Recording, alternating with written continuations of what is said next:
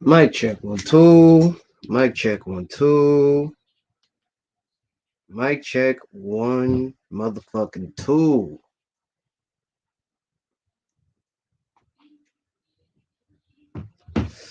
Oh, we on. Alright, cool. Don't mind me, y'all. Shit. I just got in, so y'all give me a minute, man. Uh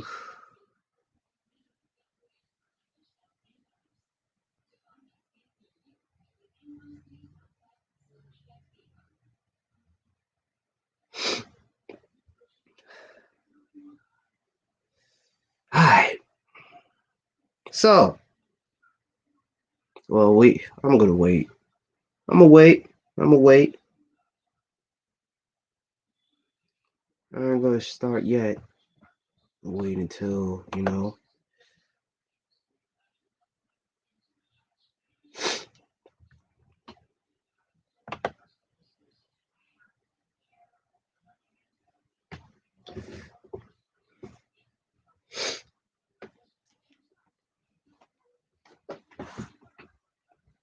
Ah.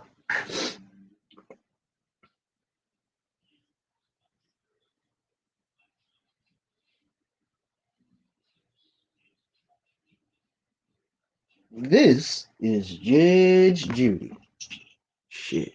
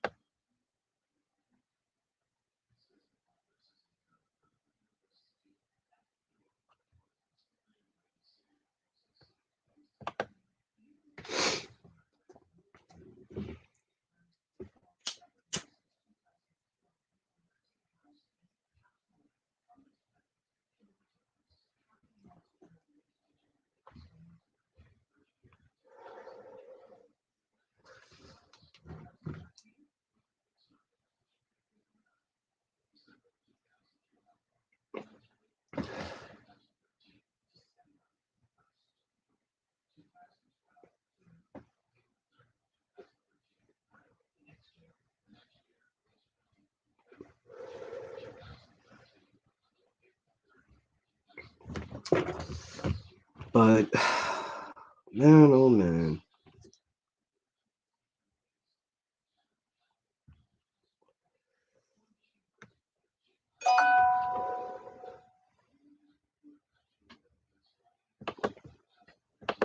Hey, shout out to Kendra. Doing her thug dizzle as always. But while she's giving that sermon, I like to talk to you black people real quick. Why are we canceling Dave Chappelle? Why are we canceling? Why are we canceling Dave Chappelle? I need answers, y'all. I need answers. Why in the fuck are we canceling Dave Chappelle's recent comedy special, man? Like, why are you black folks? Are you serious, black folks? Since when we became so sensitive over a goddamn comedian? He's a fucking comedian, for crying out loud. A comedian. A comedian. A motherfucking comedian. Yeah, I know he's probably a fucking. Oh no, no, but you see, motherfuckers are that dismal to be that sensitive over what the fuck. He tells jokes for a fucking living, and y'all niggas are sensitive. Oh fuck no, nah, B, nah, I ain't trying to hear that. I'm not buying that shit, man. I'm not buying that shit. Like everybody wants to be fucking sensitive all of a sudden. Oh, we need to we the cancel culture need to cancel Dave Chappelle's sixth installment on Netflix. For what? Nigga, for what? For what? You don't like the fucking special. Why the fuck are you gonna watch it? Like you like motherfuckers should know Dave Chappelle by now. That he's relentless. He tells the truth. But see, we living in the days, we living in a time where being fake is the new real. Let me repeat that again. Like being like being fake is the new real. Now people can't handle the fucking truth.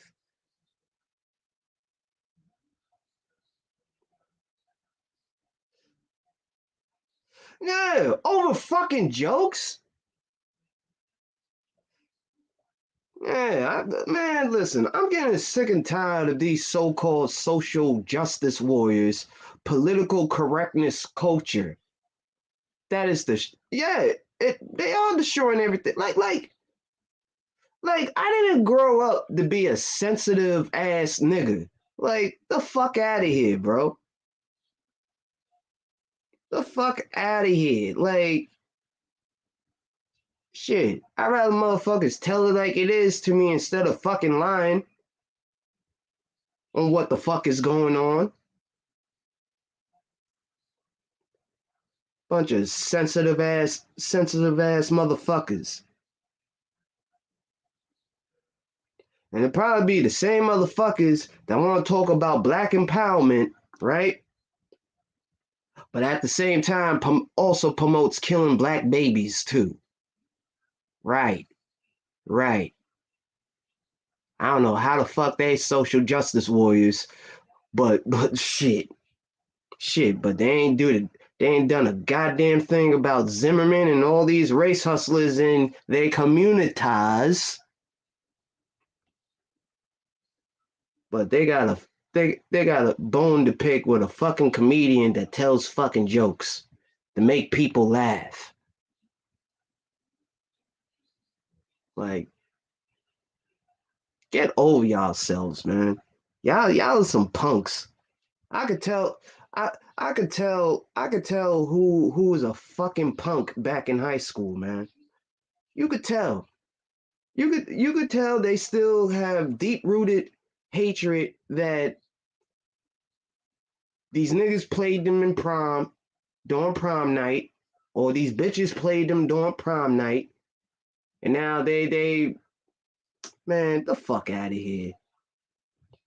Fuck out of here. Y'all talk about power and black empowerment, right? But you know, I also find funny. Y'all let these motherfuckers who are not part of the hip hop culture tells these fucking youngsters on what hip hop is. Not even giving them the correct the correct amount of information about hip hop. Like, the fuck out of here, man. Like, how does that works? Like, how the fuck does that work, Sway? How the fuck does that work? Y'all wanna talk black power, but y'all promote genocide of black boys and men. I'm gonna look at these motherfuckers sideways, you know? Just like these niggas that be promoting pumping and dumping. Now, mind you, I ain't seen the video, so I'm sure it's very distasteful of my liking. Pump and dump. Like, man, let me tell you something. Half of you niggas in the manosphere can't fucking rap. I hate to say it. I'm gonna keep it all the way a buck. Like, And then y'all wanna put this image that all black men look like this nigga sleeping on a fucking park bench in a fucking dingy tank top. Pretty much saying that that's the image of black men. Can't stand you bitch ass niggas, man. Fuck out of here. Fuck out of here. Ain't none of you niggas. Ain't none of you niggas a part of this fucking culture. Alright? I don't give a fuck. You got a problem with me? Go on. Say it. It's like I don't give a fuck. But I don't know how you niggas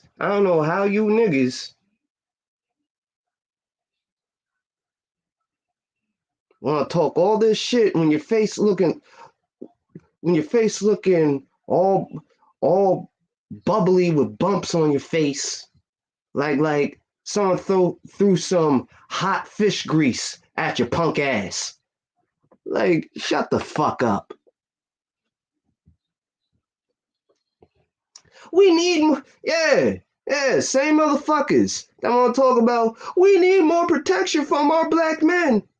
Black women ain't safe out here in these streets. Also, black women. Yeah, black boys and men are dusty about them. Are dusty. Abort them. Like, these are the same type of goofy bitches. You know what it is? You know what it is? This culture is all about being a yes man and a yes bitch. Correction. Let me rephrase that. A yes nigga and a yes bitch. Like, I'm sorry. I came from a time where speaking how you feel, unapologetic, being unapologetic with it. You know what I mean? Like, I came from that era. Now we got a bunch of brittle, soft ass motherfuckers. It's okay to promote niggas killing niggas. Shit, say one thing about these goofy ass parents not doing a fucking job as a parent. Oh, the world is falling. Like, oh, you must hate being black. No, motherfucker, I just hate stupid motherfuckers like y'all. There's every ethnic group has a group of degenerate fucks, and our group is no different. The only difference is they promote us and the fuckery that we do, while they leave other ethnic groups who are doing some dumb shit in the dark. Yeah, I know. It's no different than these fuckboys in this dead space that want to crack jokes on actual men who are married and have been married for a very long fucking time, and they're happy. Not only that, they're fucking regulating their household. While these bitch ass niggas still making love with they fucking hand and shit. Like, man, get the fuck out of here. You know?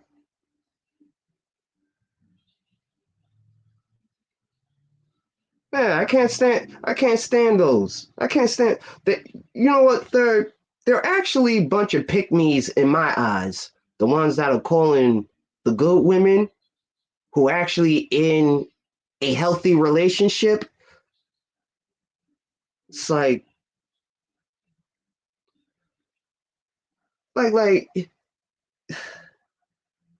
you got a bunch of fucking that fell fallen angels that fell from grace, trying to get on God's good side, but they got caught up with their own emotions and temptations. That's how I look at these goofy fucks.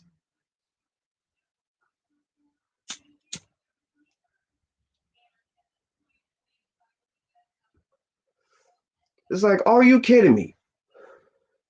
You motherfuckers are that sensitive what a fucking comedian has to say.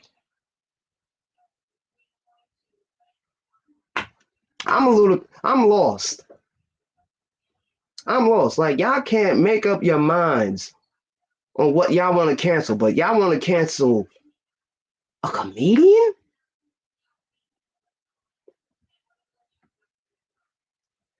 It's like, it's the same motherfuckers that went on that side who are minorities. Now they want to claim they black card. Like, get the fuck out of here, bro.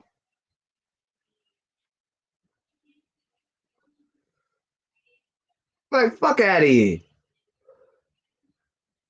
Salute, Sir Obadiah. Man, the fuck was that snail talking about, B? Correction, that slug. The fuck was she talking about, my nigga?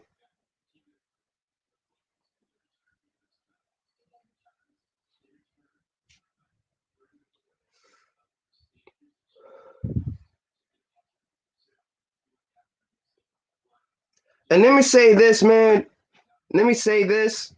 I, Rashawn Benton, aka Oni the Ghost, will not take any of these little errand boys who has a name London either. I'm just saying. Let's call a spade a spade. Like, I don't like these niggas kneeling down, pandering to these goofy ass females and licking they stale twats.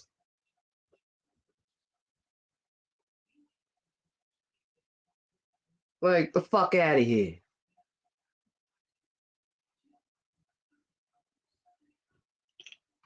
Like, the fuck out of here with that bullshit, man.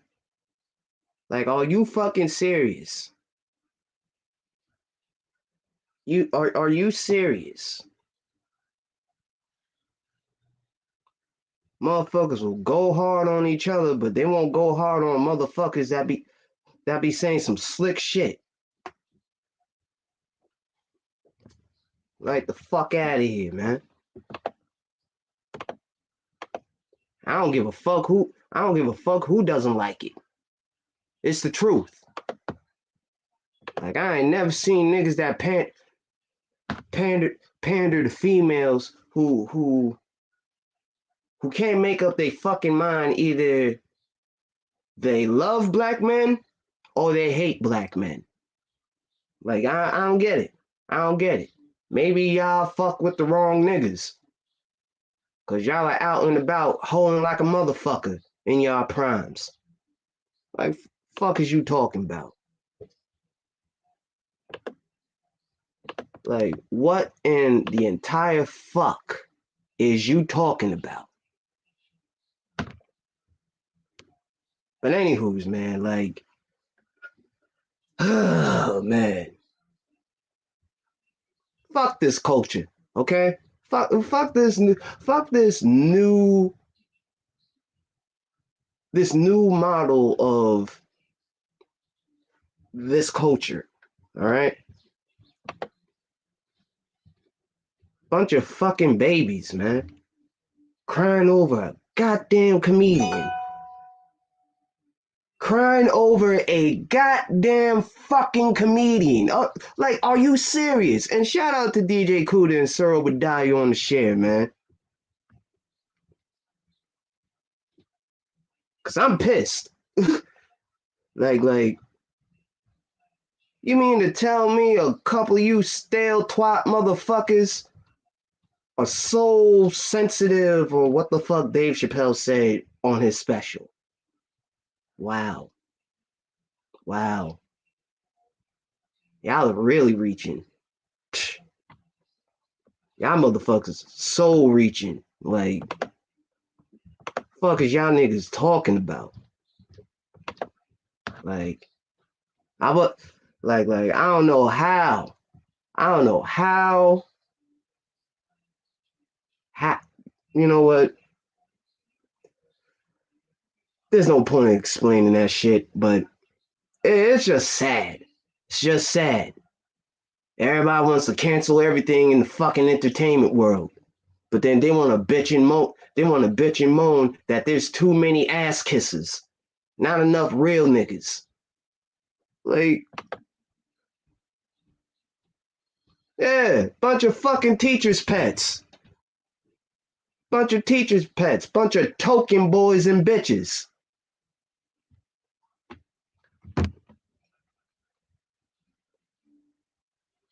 Like, huh? What?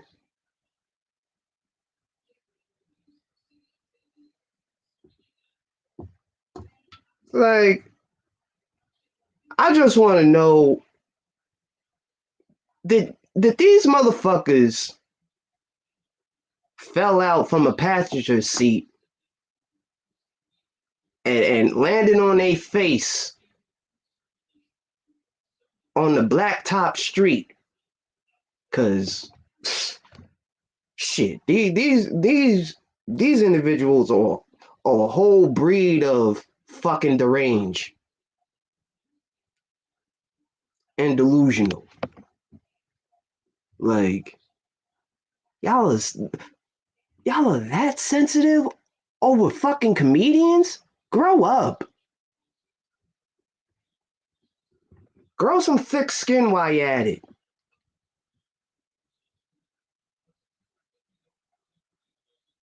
Grow some thick motherfucking skin.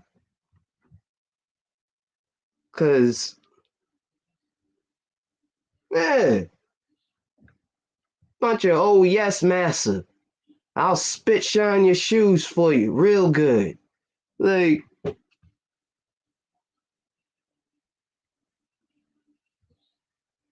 yeah, I'll get on it right away, looking ass niggas.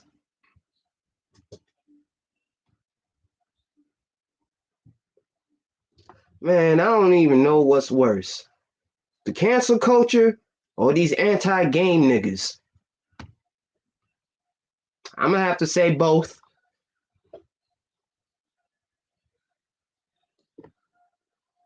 Disrespectfully, both. Bunch of fucking crybabies. Mad that they girl got some park dick. Got some park 8 dick. Let me repeat that again. The same old anti-game niggas are still mad that the girl they had a crush on back in high school and shit went to prom with a Park 8 nigga and received some Park 8 dick after prom. Like, move the fuck on, nigga. Grow up. Do some push-ups.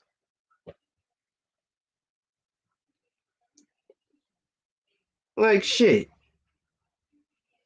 Nah, you just in time, Supreme. You just in time. You just in time, man. This shit is just wild to me, man. This shit is just absolutely fucking wild. Can't stand these Benedict Arnold ass motherfuckers.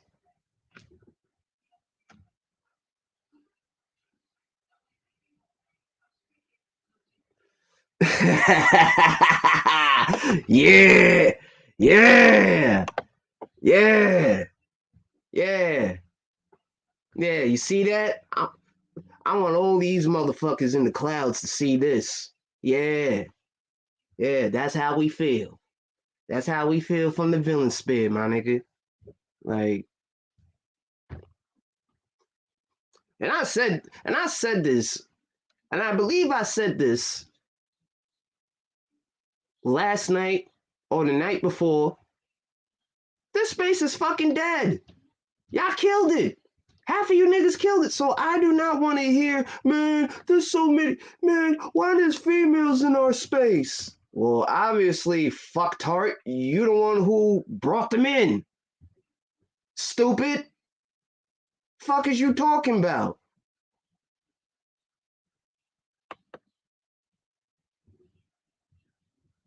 Like, don't start complaining on what you brought over here.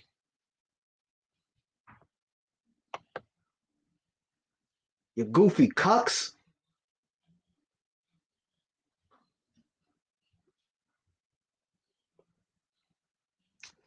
Man, this space been dead when niggas let them hyenas in and gave that synthetic broad the airtime. It's like, man, fuck them broads. Fuck them. They're not with us. They're not with us. Don't pay those bitches no mind. I ain't paying those goofy bitches no mind. I mean, a few days I had a whole lot to say about these goofy ass little girls crying, having daddy issues, along with these bitch ass niggas that be having mama issues too.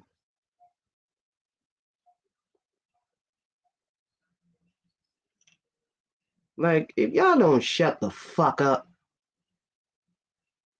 with y'all pitiful asses, always fucking crying.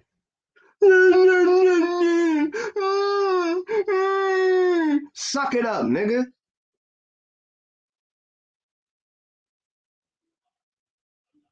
You a grown ass man. If you're gonna cry somewhere else, privately.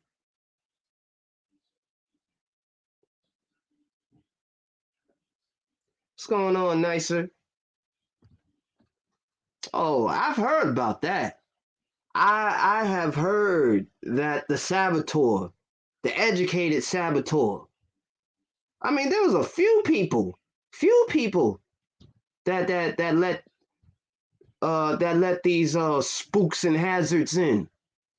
Mm-hmm. And then check them on it.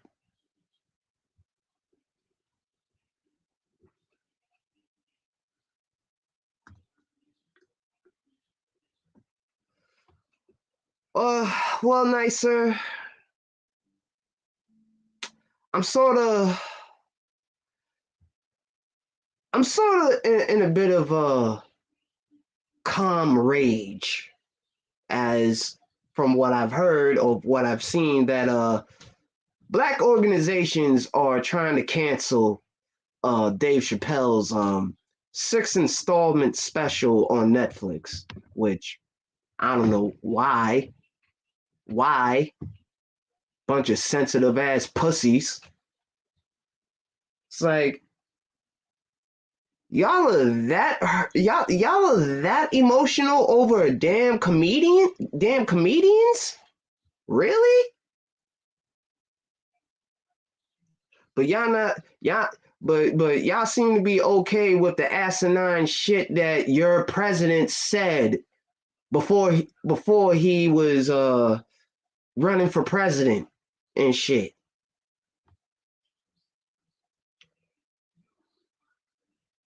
Like, y'all are some backward ass people.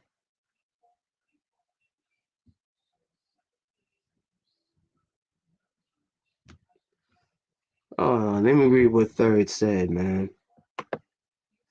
I actually remembered that after that interview, people actually like, maybe niggas should get a sex doll. That way we don't have to deal with these women because it's too complicated and stressful. I was like shaking my head. See, I have my love and my hate for women, okay? But I would never invest in a fucking sex doll. Like, hey, each your own. I mean, listen, if you've done it all and you are not in our age range, like like, hey, listen. I ain't gonna knock the nigga. You know what I mean? But for niggas that are my age that I actually want to invest in sex dolls,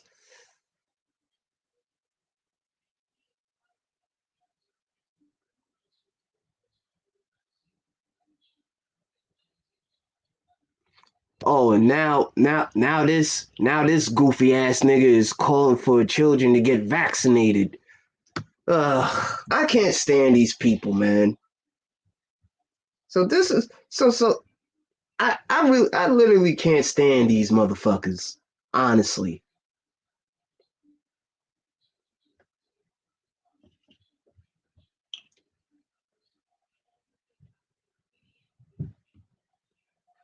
I honestly, man, listen. Get these niggas the fuck out of my face. I know that for sure. Like,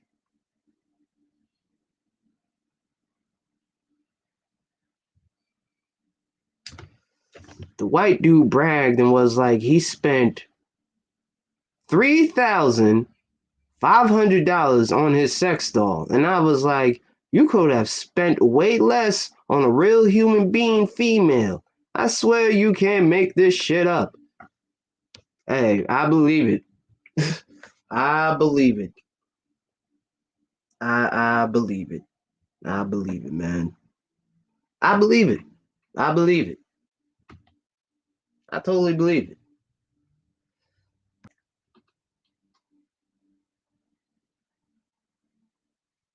But you know what? I ain't seen none of these niggas like just picture this. One day, if George Zimmerman ever went to jail, right, for some stupid shit, I don't hear none of these bitch ass niggas flaming his ass or still flaming his ass after what he did. Like, get the fuck out of here, man.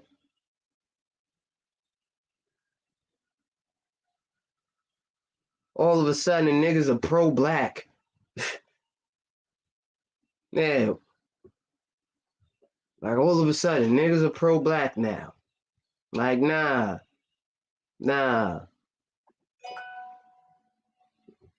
better take that long ride to hell, motherfucker. How about that?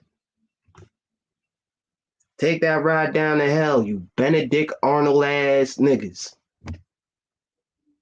Along with you Katmala cunt Harris ass bitches.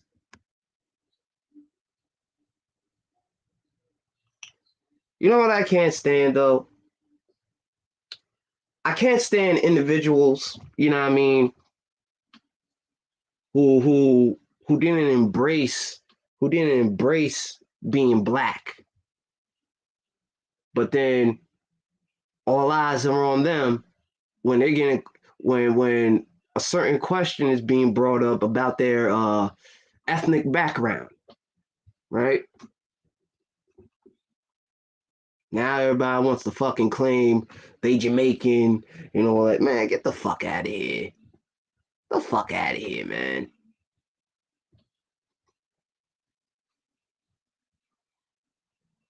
I remember one time last year, Platinum and Kuda were on a panel with MOT, Man of Tampons, Man of Tricking, and pissed him by saying he got rounded by 12 buying buying truck stop WAP. I bet. I bet. It's like, yeah, prostitution is legal in some states, but if they catch your ass tricking, y'all niggas are going to jail. Sucks for y'all niggas. Oh, goofy ass niggas. And don't get me started on these goofy ass dating coaches, man. Listen, if they got a dating app, shut the fuck up. Okay? Shut the fuck up.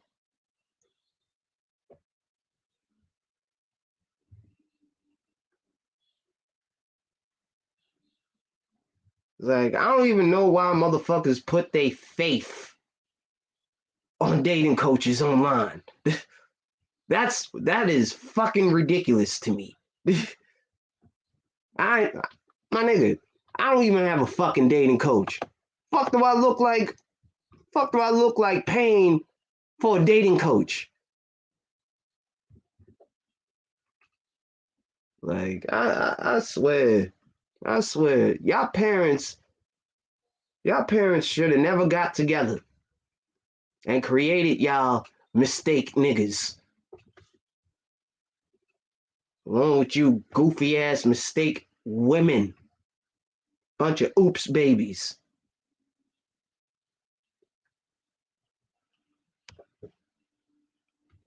Bunch of oopsie doopsie babies. Like, oops. You know what?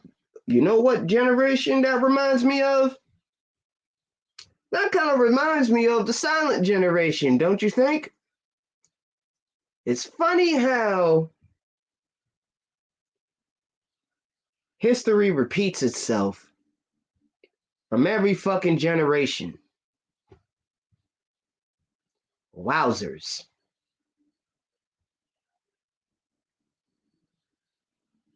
Wowzers, man. Wowzers. Like, I'm gonna open up the panel at the 40-minute mark, but god fucking damn, man. Niggas are that sensitive. It's like, man, y'all might as well wear some panties and call it a fucking day. Cause y'all niggas ain't men.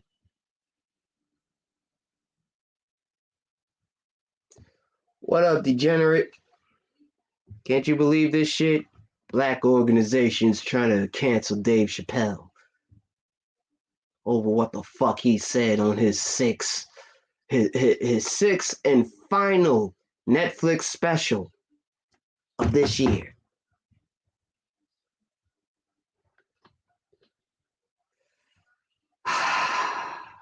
I'm breathing. Like, but it's just like, huh? If some of our heroes that died to make sure that we succeeded could see these goofy fucks right now, they would have been rolling in their fucking casket. I know Malcolm would have been rolling in his fucking casket. Shit. Bet Bobby Seals would have been rolling in his fucking casket. Fred Hampton rolling in his fucking casket. Dick Gregory rolling in his fucking casket.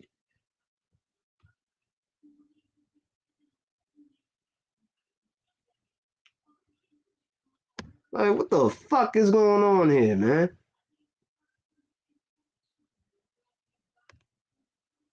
Everybody wants to be fucking sensitive and shit.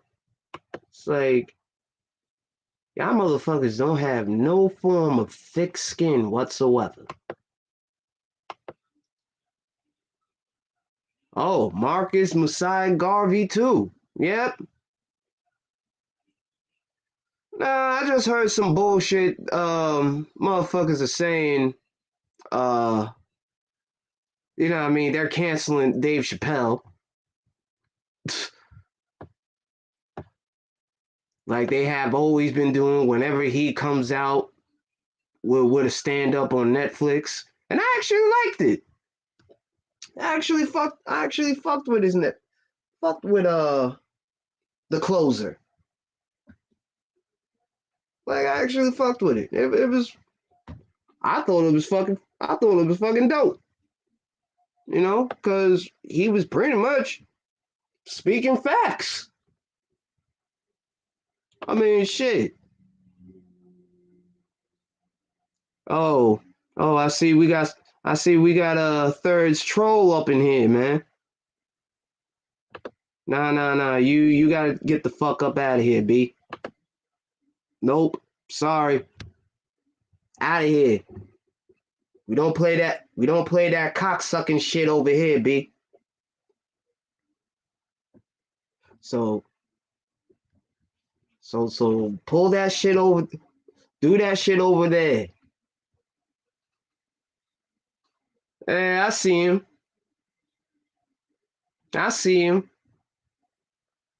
Why you mad, Pino? Why you mad? You still mad that your girl left you? For Pookie? For Ray Ray? You can still hear her moaning? getting slaughtered by some Park 8 dick?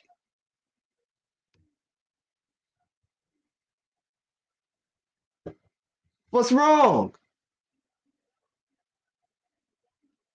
What's wrong? Have you resolved your Gus Griswold from the Recess haircut, little boy?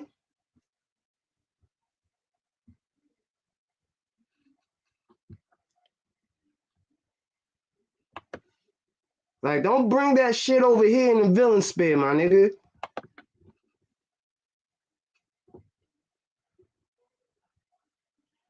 Don't bring that whole ass shit over here, my nigga.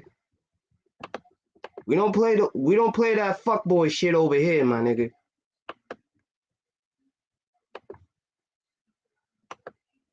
Like, let me be honest. Half of you army dudes are pussy, okay? That give actual dudes who serve this country a bad fucking name. Y'all on here crying. And how the fuck are y'all the king of educated lames? I'm still trying to figure that shit out. Like, nigga, you're not even the king of your own fucking destiny. So what? Huh?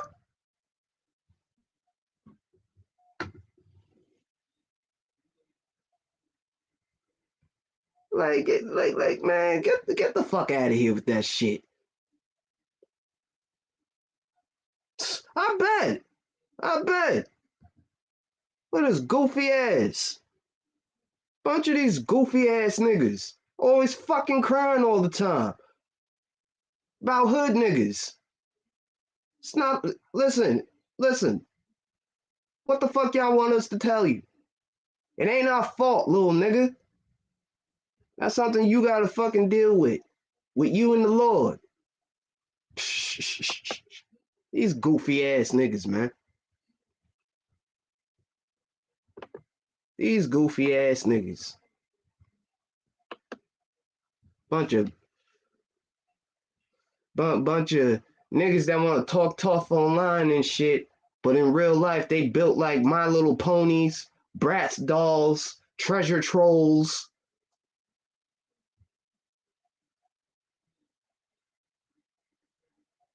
Like their whole bravado was built like the Powerpuff Girls. Let's be honest. Oh shit, I took it there. Yeah.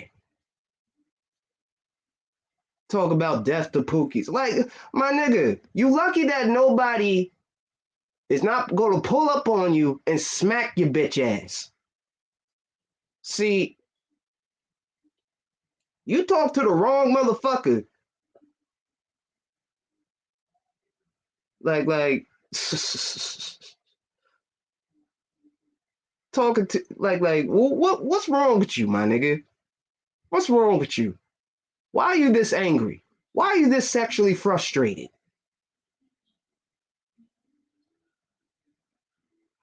I know. I'm just saying as, as an image. You know what I mean? But I take that back though. Powerpuff Girls, yeah, they did get shit done. I ain't gonna lie. You know what? I'll take that back. Some of these niggas are fucking built. Some of these niggas are built like the Spice Girls, B. Want to talk all this tough shit, all this gangster shit. Like there won't be no repercussions. Like half of these niggas built like Josie and the Pussycats.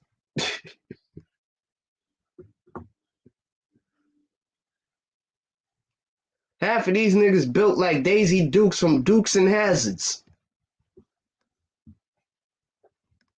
Like where these niggas do that at? They bitch asses, man. Y'all more than welcome to pull up on the panel, man. Shit. Cause I know y'all got a lot to say. I know y'all got a lot to fucking say. All right, bro. I'll be right here. But And one thing, what makes you tough? And I'm gonna say this to all you bitch ass niggas that are probably watching. What makes you tough talking on somebody's dead loved one? I don't get it. I don't get it. Like if you wasn't built, if you wasn't built as a silverback gorilla in real life, shut the fuck up. Cause you talk too goddamn much of something that you will never do in real life. Like, fuck out of here. Niggas want to act like super thugs on the internet. Like, go pop some feminine pills while you at it, nigga.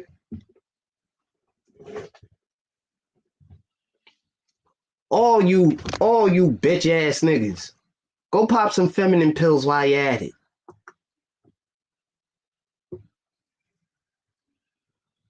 Goofy ass hoes.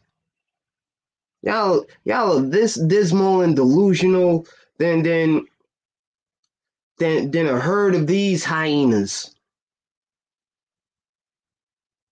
But y'all wanna be illegal gorillas and shit. Wanna talk that talk. But you can't even fucking walk that walk. Like you better get out of here before somebody fuck you up for real. Or even worse. Shit. There's other fates worse than death, my nigga. You're probably gonna be somebody's bitch.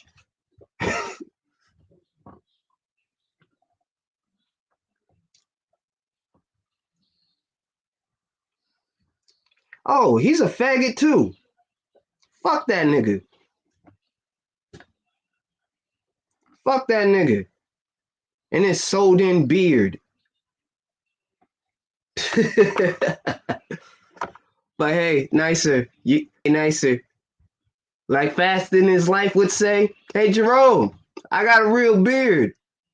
My beard is real. What about yours?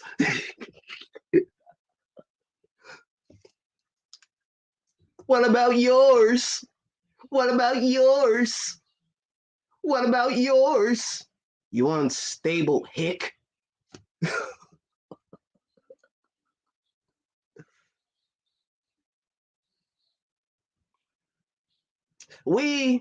And I'm going to say this since I got my fellow Earth sign brothers in here. We, from the Earth sign delegation, would like to say we disown whatever the fuck his name is. So wishy-washy. We're going to call him Mr. Wishy-washy. Or we could just call them that acronym posse's tramp. Cause I know they be running a fucking train on that nigga.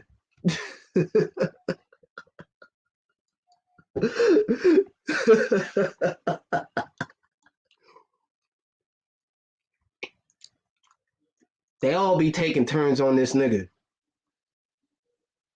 With they strap-ons.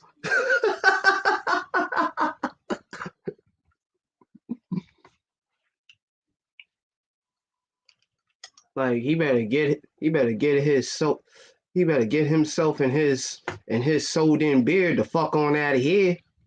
That shit.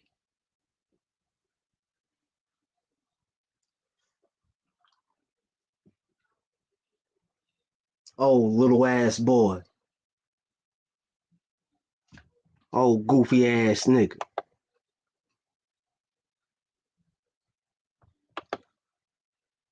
Man, what's wrong with these niggas, man? What the fuck is wrong with these goofy ass niggas?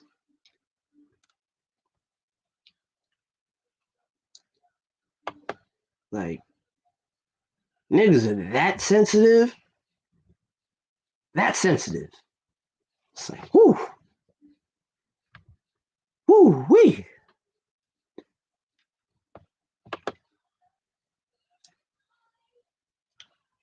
Yeah, there are a lot of fucking weirdos. A lot of weirdos acting like they can't be touched. Like they don't know nobody who knows somebody that's in their area. Like they won't smack the shit out their asses.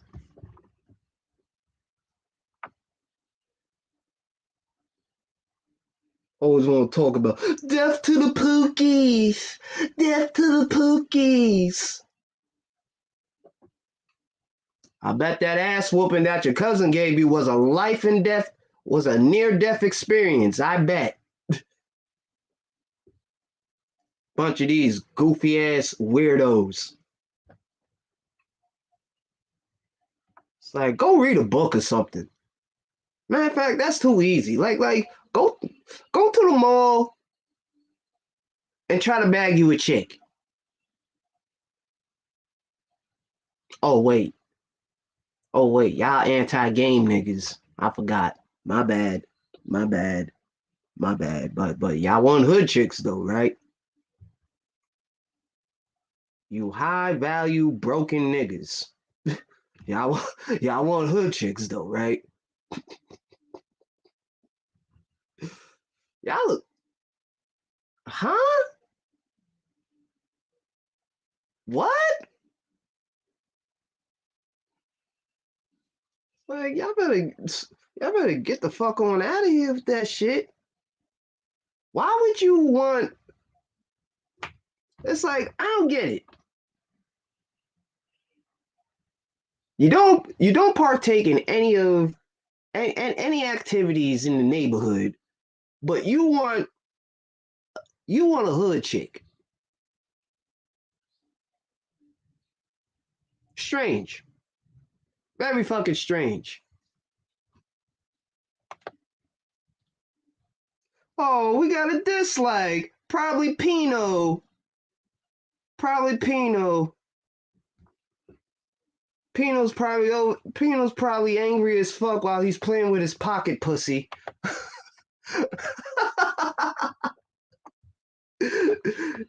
Yeah.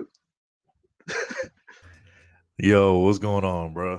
Nothing. I'm just laughing at Pino's bitch ass disliking my shit. Yeah. So, as you can see, I guess, I'm officially a somebody in these YouTube space because I got a troll account on me going. And this has been going on for a while now. And, I got so many haters in this space. I was trying to like figure it out. I'm like, okay, who could this motherfucker be that's going around with this troll account of me, right? And, I can just list off some of my haters. So, I fell out with that the bitch Beach. And Nysa could tell you because she was over there that day at Mace's channel when Beach tried to like put me Oh on. yeah. Yeah, when Beach tried to put me on blast, when bitch, I tried to reach out to you behind the scenes, try to squash whatever little beef or issues we had, but you wanted to take it public and try to embarrass me. So I just said, fuck you, bitch. I ain't dealing with you no more. Going about your way, I going about mine. Then the whole ass nigga, it's another pandering ass nigga too. I know y'all cool with him, but beware this nigga because I'm letting you know he did the same shit to me. But that bitch ass nigga, underrated darkness, that old California drive face raising ass nigga, that nigga, he's a panderer too, bro. I know he seemed cool, but I'm telling you, the underrated darkness, he's a pandering ass nigga, bro. He's a dry California raising face ass nigga who's a panderer. But anyway, Uh-huh. so I got him.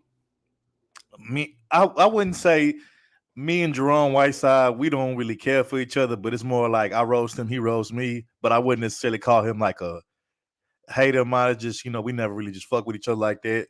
And I thought Mhm. it was him. I thought it was him for a minute that was behind that account. But then I Right. thought about it, I'm like, I don't think it's him because the reason why is he don't like Angry Man, right? And I be over Angry Man's Hey, chat we from time. got two dislikes. Hey, Yeah. yeah, I guess I'm doing something right for a fucking change. And here's and here's Hey, and here's the thing. I don't, I be in Angry Man's chat from time to time with you. Jerome don't like that nigga, right?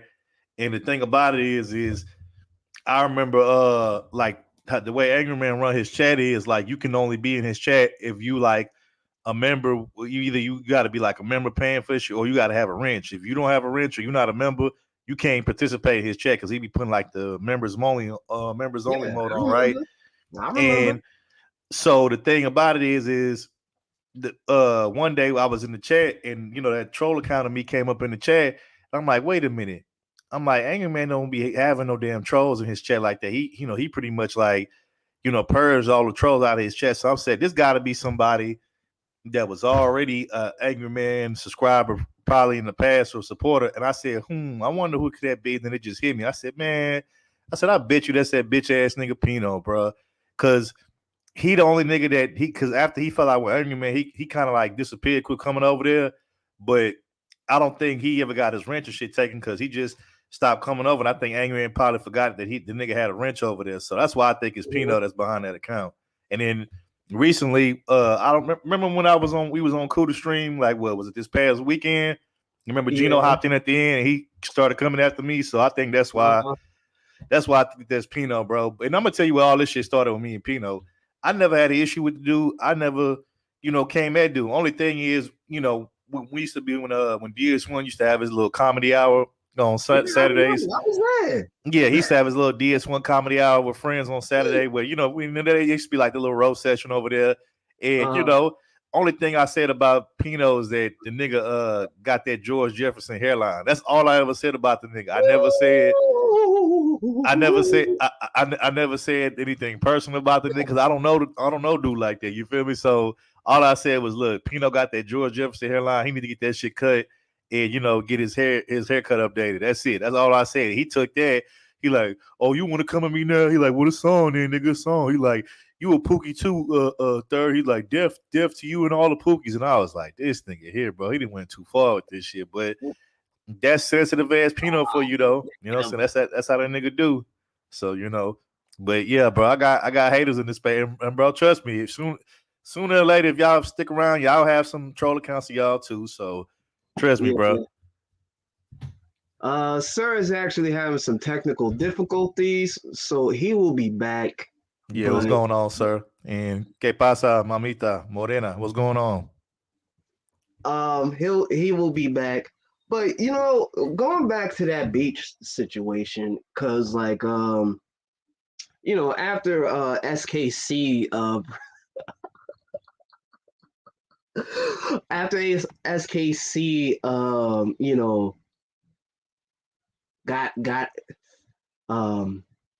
got those slugs over there. Shout out to Sheila E. She's cool. But them slugs that I wrenched over there, man, like yeah, let's keep it all the way 100. Like, hey, what's going on, sir? Yeah, boy, man, sir, bro. I'm just letting you know that there's Pino bitch ass behind that troll account of me, bro. That's really? What that is. And I'm gonna tell you how. I'm gonna tell you how I figured it out, right? I'm gonna tell you how I figured out it was him because he came at you at Cuda. See, he didn't want to say that. Well, not only that, but this person, whoever this troll account person to me is, they've been coming at me for like the last month and a half now. Yeah. So I was trying to figure it out. I was like, okay, so who are all the people that don't like me? So I was like, recently I fell out with the bitch beach. Then, California California raisin face, underrated darkness, JT bitch ass, stuck his nose in our business when he had nothing to do with it. Then, I wouldn't say me and Jerome got real beef. It's just more or less we don't really care for each other and we be roasting each other in the chat, but that's about it. But then I was like, I don't think it's him because, I be over in Angry Man's chat from time to time, right? And, Angry Man got it to where, only members and people with wrenches or mods can be up in his chat, can participate in the chat. If you don't have a wrench or if you're not like a member of his channel, you can't be up in there just talking shit with, like, you can't go up in there, right? And so the times that I was over there, like within the past month or so, this troll account with me pop up and I'm like, Angry Man really didn't purge all the trolls out of his chat. So I'm like, this gotta be somebody that probably was already a member or somebody who been fucking with Angry Man, but maybe just gonna come over here no more. And I'm thinking to myself, like, okay, who haven't I seen over here in Angry Man's chat in a while? That's probably not, and it just hit me. I'm like, man, it's that bitch ass nigga Pino. You know what I'm saying? I'm like, man, I know it's him because you know, when he fell out with that, you know, with Angry Man's Crew, Masculine Mercenary, all that shit. You know, he quit coming around, but I don't think Angry Man ever took his wrench because, you know, he just stopped coming around. You know what I'm saying? So he stopped coming around. But just DeAndre Mm-hmm. told me about that. He fucked with Obsidian. The reason he had a problem with Pino is because he talked about the same old bullshit and he pulled his own up. But I think off air we talked about that, me and Rashawn. The real reason how that all started, that Black Order, like I saw in Cerulean today. I'll talk about that tonight, about what happened over at Sheila's, the series with SKC, and the Cerulean outcome. And then I'm going to talk about the exposed trolling. They wasn't used to SKC's trolling. He's acting a fool on his channel right now. And it's a clip of someone sending him on an email, and I started laughing. You know. Bro, here's what I don't understand, bro. Everybody know SKC's a troll, but yet they still take the nigga seriously, though, bro. Like, they should. No, I'm going to explain that tonight. You know what's funny? I remember, bro. I've been in this space longer than SKC, right? And I remember when the nigga first came on the scene. Like we both kind of came from outside. Like we both came from like the, you know, Obsidian. You know, not really, you know, the camp, but like just his chat. We used to be in his chat a lot, right? Yeah. And so. Like, I remember, like, when he first came around, like, don't get me wrong, some stuff that SKC says does have truth to it, but, you know, SKC, a lot of it is just him, you know, being satirical and, you know, being he's just being himself, but it's bigger than that. It's just like the only person that can pull his whole card I've noticed over at Sheila is Cerulean. Cerulean is only protecting them because he has nothing against it. It ain't no beef. He just know a lot about, they know the back ends more than you do. He tried to SKC, like he tried to troll me before, not because he don't get along, but he just, you know, that's SKC, that's what he do, right?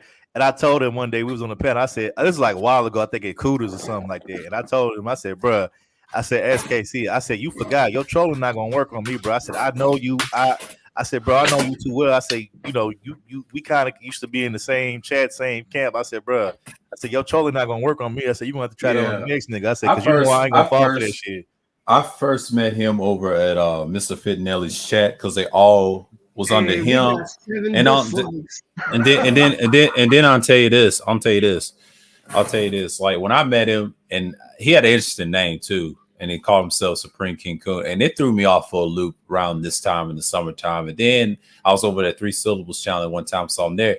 He was so contrarian to them niggas, it's not even funny. I know you don't fuck with him, but the funny thing was about him was, I learned a lot about him last year. We ended up being cool at the end that whole year until the politics came. It was a split, but I was still cool with him then, even this year, because this year, you know, I knew what he was about. You know, I know he's known for his notorious trolling. And then like the conservative streams you done seen on my playlist, the first one and the second one, he did the same shit again. But it didn't bother me. You know why? Because I'm used to guys like that. You know what I'm saying? That's why we able to converse. If you notice in the chat over Sheila's, I understand what he's doing. He's using those questions to piss them off. See, they fake pro-black. If they was really pro-black, they would be doing out there. You know, I don't agree with the stance on the political stuff. They should have a separate channel. I'll explain the rest of it tonight and break down what I thought of them. You know, because what it was an effect. They weren't used to it, and Cerulean kind of saved them. I hate to say that, and I want to talk about that too. Let me say this. So this how I'm gonna just go back to that whole Pino thing. You know, so go ahead. This is how that whole thing got, because I never really had issue with dude. It's just that when, you know, I think, okay, so when DS1 used to have a little comedy hour with friends on Saturday before he decided to stop doing that, right? I think I was probably like maybe on like 5 of those joints, right? 5 of those different ones, right? And the last one that I participated in was the one that Pino hopped on, where, you know, Angry Man went in on him, Bishop and DS1 and Ronan and all that shit, right? I was on that one. And only thing I ever said about Pino was that I don't know dude personally like that. I've been on a few panels with him in the past, but I don't know dude personally like that. I don't have a personal issue with him. All I did was roast, because, you know, that's what that comedy hour and friends, you know, we used to be roasting on there, cracking jokes and shit. That's what we used to do over there. So I basically just roasted his hairline. I was like, nigga, you got a George Jefferson hairline. Like, I'm going to need you to cut that shit off and, you know, get you an up-to-date haircut or, you know, a hairstyle or something. That's all I ever said about bro. And he took that shit And that nigga, bro, that nigga got so big mad in his feelings about that shit. Oh, you want to come at me too? Well, I'm gonna put you on the Pookie list. You a Pookie list third. I'm gonna start coming at you too. I was like, nigga, I'm like, you think I'm threatened by you, bro? I'm like, I'm supposed to be scared. Oh, you should. I'm ex-military. I'm like, nigga, I don't give a fuck. I'm like, bro, I'm like, ain't you the same nigga that came up on a panel on Angry Man's panel and admitted that nigga your own cousin robbed you, nigga, in the house that y'all lived in together, nigga? You admitted to the whole world that you lived with your cousin, y'all shared an apartment together, and your cousin basically robbed you in your own shit, and you didn't do shit about it. But yeah, you up here talking about death to Pookies and you know, you gonna kill all Pookies, nigga. Why you didn't kill your cousin who robbed you, nigga, inside your own shit, nigga? Like, come on, bro. Ain't nobody buying that shit, bro. Like, bro, if anybody, my family, nigga, my friends, anybody, bro, anybody rob somebody or take something out of my crib, nigga, it's gonna be an ass beating behind that shit, bro. You ain't just finna walk away freely like that, bro. Like, fuck out of here. You know what I'm saying? But this nigga talking all that shit like somebody supposed to be scared of the nigga. Like, come on, bro. And then the nigga. Like the nigga live in a suburb outside of Houston called Spring, Texas, right? Which I got family out there, so I know where the nigga at, right? That's where he live. You like, man, I'm in Houston. I said, bitch, nigga, you ain't in Houston. I said, nigga, you in Spring, nigga. I said, Spring is where niggas go after they get money. Nigga, I'm like, nigga, you ain't nowhere near in Houston, bro. Because trust me, if you was in Houston, especially anywhere around some niggas where you be talking all that Pookie shit, I'm like, nigga, they would have been snatched your bitch ass up and stomped you the fuck out. So I'm like, nigga, quit it. I'm like, you out there? Hola, Morena. I'm like, you out there where it's safe in the birds with the white folks and shit. You're like, come on, cut it out. Yo, son, this is funny. 11 dislikes. Thank you. You know what? That's probably. I guarantee you that's probably Pino. That nigga probably got like 20 different accounts and shit. Probably just thumbing your shit down. But see, and even if it's not him, even if somebody else, here's what you dumbass motherfuckers don't understand. Even when you hit the dislike button, you still putting that motherfucking shit in the algorithm, you dumbass. So even when you dislike the shit, you thinking you doing fucking Rashawn, you think you doing him a disservice, nigga, by hitting the dislike button. You still gonna put that shit in the algorithm, nigga. You would have been better off not even hitting the dislike or the like button, you stupid ass nigga. Hold on, Third Ward. Y'all are doing me the fucking service, you goofy hacks. The best thing to do is not even like or dislike it. Just watch it and do it, like, because when you do that, you don't put it in the algorithm. But whether you like it or you dislike it, nigga, that shit goes right in the algorithm. It don't matter, bro. Yo, this is funny. Oh, look nigga, you know how many content creators I don't like. I've disliked that shit, and they shit still be popping up in my feed and my recommendations, bro. Like, nigga, it don't make a difference whether you like the shit or dislike the shit. I guess I am doing something right for a fucking. Hey, I need to pat myself on the back. Hold on. Let my haters see this. Oh yeah, Tampa. Yeah. His cousin smashed his chick too. So basically, his cousin stole from him inside his own shit and smashed his bitch, and he ain't do shit about it. Like, come on, bro. But you up here acting like you a tough guy. That makes sense. Nigga, you ain't nigga, you ain't nothing but a moist ass pussy, nigga. You ain't shit. Shut your bitch ass up. Hey, you owe a whole lot of sense why he keeps on saying Park 8. Because that nigga ain't nothing but that nigga his ex-girlfriend. That nigga ain't nothing but a juicy juice waiting to get his ass squirt. oh, juicy juice. Facts, Tampa. I'm winning regardless. So thank you for the 16 likes, you old weird ass nigga. You putting me in the algorithm, you bitch. Yo, the funniest thing was that last comedy hour stream when we was all over there, and when Pino hopped on the panel. And they was talking about he was fucking his cat, and the whole time him and Angry Man going back and forth. DS1 in the background playing like these meow sound effects. Yo, that shit, I was on mute, but I was like dying laughing, bro. I was like, I was trolling him in the chat, throwing shots at him, But I was saying, Pino, tap out. I kept saying, tap out. He didn't want to hear it. He was getting infuriated. That hurt. Then the bitch ass nigga, you know what he did after that? The bitch ass nigga, after he fell out with Angry Man and DS1 and them.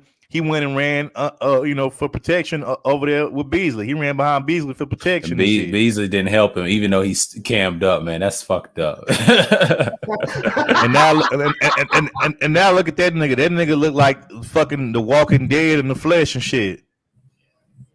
Tales from the fucking crypt, ass nigga.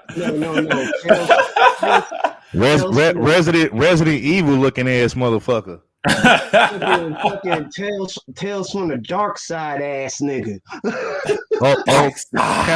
Count Dracula of Transylvania looking ass nigga.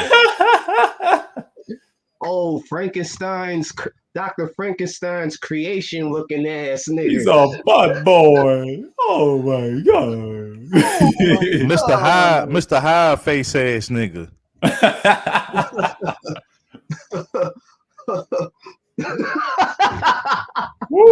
That's Griswold hiding behind the crypt keeper ass niggas.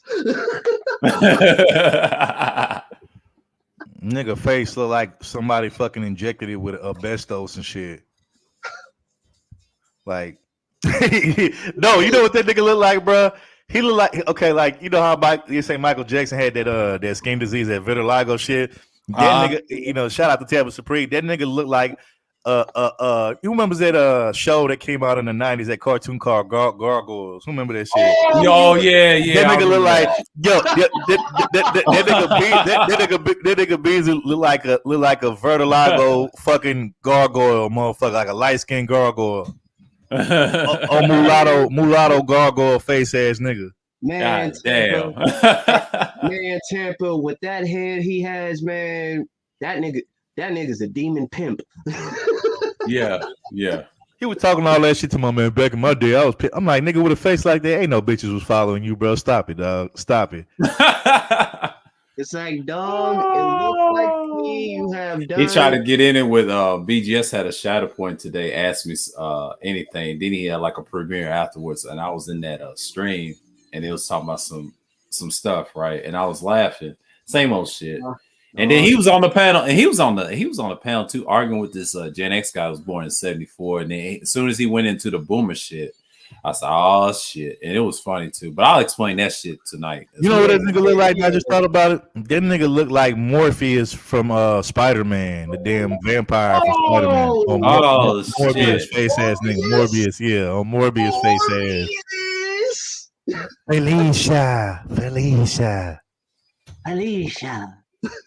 Felicia, I want to drink your blood tonight.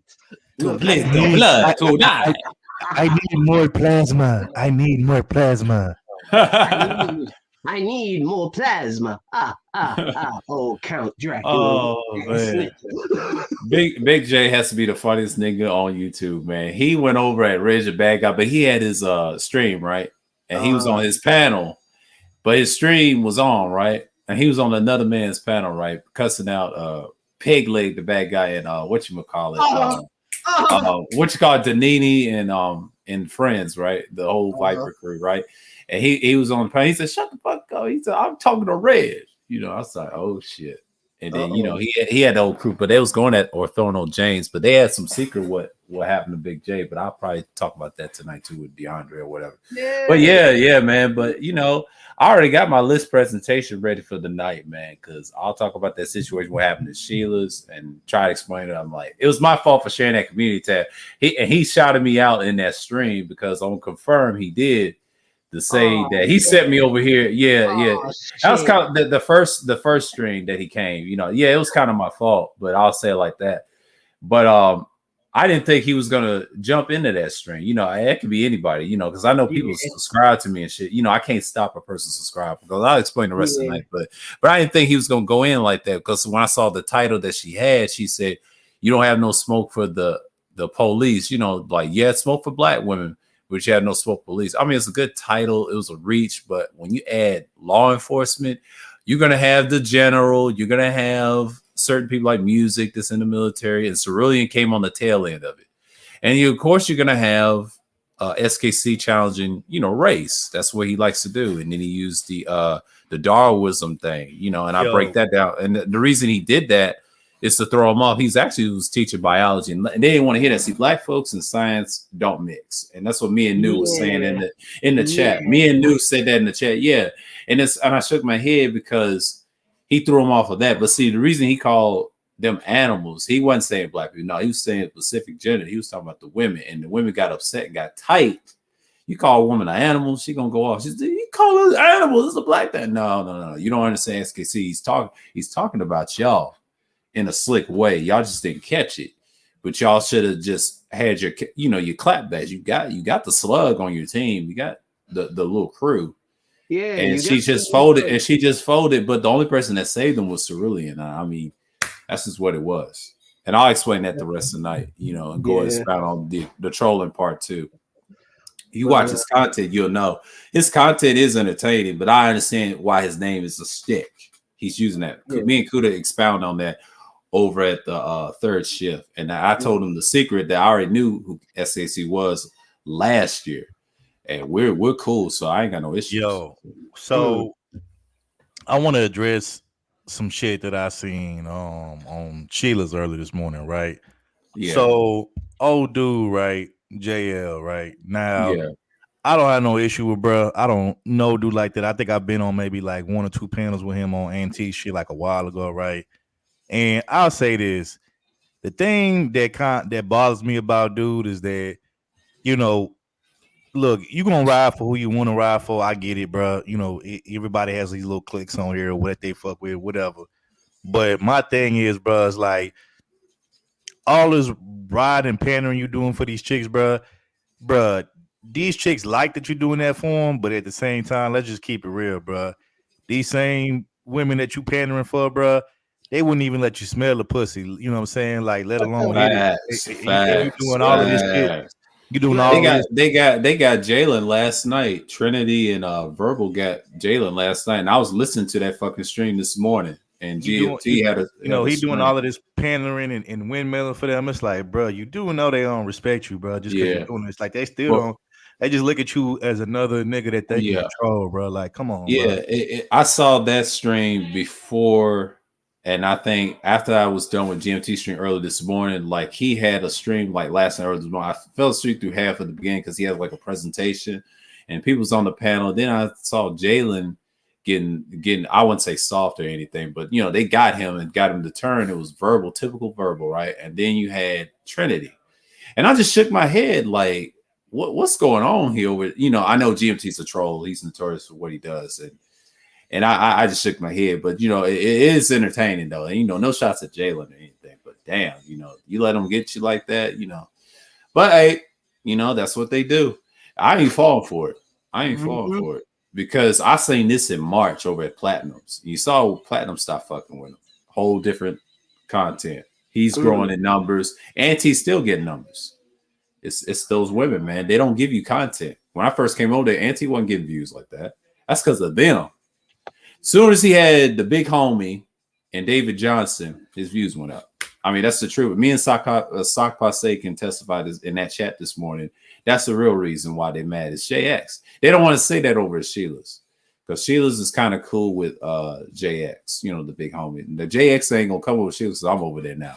Me and DeAndre. And that's not a good thing. I mean, she has a problem with me. That's just what it is. But she ain't scared of no Cerulean everybody. But when it comes to me and DeAndre, no. That's why half of the people don't come on my channel though, and I'm okay with that. Cerulean, I don't understand how, bro. That nigga Cerulean, he has like that librarian reading a story or a book to you inside librarian voice. I just don't know how anybody. And he tries to like. Cool to call him NyQuil. Yeah, but see, he tries to come across as like he's just this righteous. And I'm like, bitch, nigga. Like I remember Cerulean used to be on Taz's panels. I remember. He used to be on other people like, bro, like Cerulean, bro, you ain't no better than nobody else, bro. Like calling everybody derelict and shit. But yeah, wasn't this nigga supposedly behind the scenes flirting with Trinity and shit? I mean, he ain't perfect though. He'll tell you that in your face. I don't fuck with the nigga, bro. I mean, DeAndre cool. I ain't got no problem with just DeAndre. He cool, but Cerulean, that nigga's a clown to me, bro. I'm sorry. Yeah, it's a lot of people don't like Cerulean. I mean, you ain't the only one. He's gonna tell you pick a number, but he talks right through Cass. And I laugh about. I like what he did to David Johnson. I'm gonna talk about that tonight. David ain't shit. I'm sorry. I'm just gonna say it like this. The reason I say that because I agree with Cerulean on that. I said Cerulean, that's the only thing I can't stand. ISUPK nigga pretending to be an Israelite. Taz got on his skin. Cerulean got on his skin, and both of y'all the same sign. Stop it. I'm picking Cerulean all day over David. David is just a nut writer. I ain't got no problem with David, but I have noticed over the years he's constantly switched his position on things in the manosphere. Like I remember when I first came in, he used to always like he was against the quote unquote, the tricking and but like now, like certain content creators that's pushing that tricking shit real heavy. Like now he's like, oh. I don't care about what a man does along with his money. I'm like, but bro, I'm like, just last year you was singing a totally different tune. So I don't know, bro. Like it seemed like from year to year, certain niggas like he's like a nigga like me, bro. My position has always been the same from day one until now. You know what I'm saying? Yeah, mine's been the same too, but he's a nut rider though. Like I ain't got no issues with him. It's just he's a nut rider. That's all he is. Yeah, he's a nut riding troll, and I don't take him seriously. I treat him as worse as bad as SKC, but SKC is reasonable. I can talk to him for hours. David is just he be on some other shit, because 1 minute he's an Obsidian Knight, and I know he's an Oblivion. I don't like his mentor. Yeah. It's just I respect David for being a troll, and he don't take nothing serious. But I know what the whole shit that he be doing too. I'm gonna keep. Okay, so for those who don't know my history coming into the Black Manosphere, I'll just tell it to you in a quick story. So originally, like the first two people that actually led me to the Black Manosphere is I wasn't even looking for these guys. I think the algorithm and it came up in my recommendation. So like the first two people that I listened to, which I guess I wouldn't consider them Black Manosphere, but I guess they're like adjacent to the Manosphere, would be Ron Wills and Alan Roger Curry. And I was like, who? It kept showing up in my recommendation feed. So I'm like, who the fuck is Alan Roger? So I started listening to Ron Wills, and I like and I agree with a lot of what Ron Wills and Alan Roger. And me personally, I'm not big on dating coaches because I feel like I never needed that shit for my life pertaining to women because I don't have those same issues that a lot of niggas do when it comes to women. But I did agree with a lot of their talking points as far as being direct and all that shit, because that's how I am and shit. So I'm like, okay, interesting, whatever. So then when I started listening to Alan Roger Curry and Ron Wills, next thing you know, I started getting recommendations in my YouTube feed for Obsidian, O'Shea, and Angry Man. And I was like, oh, and also Minister Jab. So those are like the first four Black Manosphere guys that came up in my recommendation after listening to ARC and Ron Wills. So I went and listened to each one. And I just like particularly like certain people like O'Shea and Obsidian. Like I just thought like I really never took none of those guys seriously, but particularly O'Shea and Obsidian, I was like, yeah, these niggas on some funny satire type shit. So I would just listen just for the for like the satire, for the fuckery of it, so whatever. And I for many years I would be over there in Obsidian's chat, like back when he used to be on like this is during the times where he was talking about Black female fuckery and all that type of shit, when he was talking about women drowning their own blood, all that bullshit, right? I just thought it was entertainment, so I never took none of it seriously. So I'll just be listening, laughing on shit, whatever, right? So, then when a nigga switched it up and it was like, oh, now I'm a non-select dating coach, that's when I was like, okay, you know what, nigga, unsubscribe. I'm not fucking with you no more because I'm like, nigga, you want to act like you this ladies man, but nigga, like the whole time I remember listening to you from the beginning, like nigga, you always complain about, women don't want to pick the good guy, they don't want to pick the non-select guy because we don't have this and we don't have that. But now all of a sudden you a dating coach. I'm like, nigga, get the fuck out of here. So I stopped taking it, and that's when I stopped going over there. But I was over there when David was over there. I was over there during the time that I was in the chat. David was over there. SKC didn't come till later.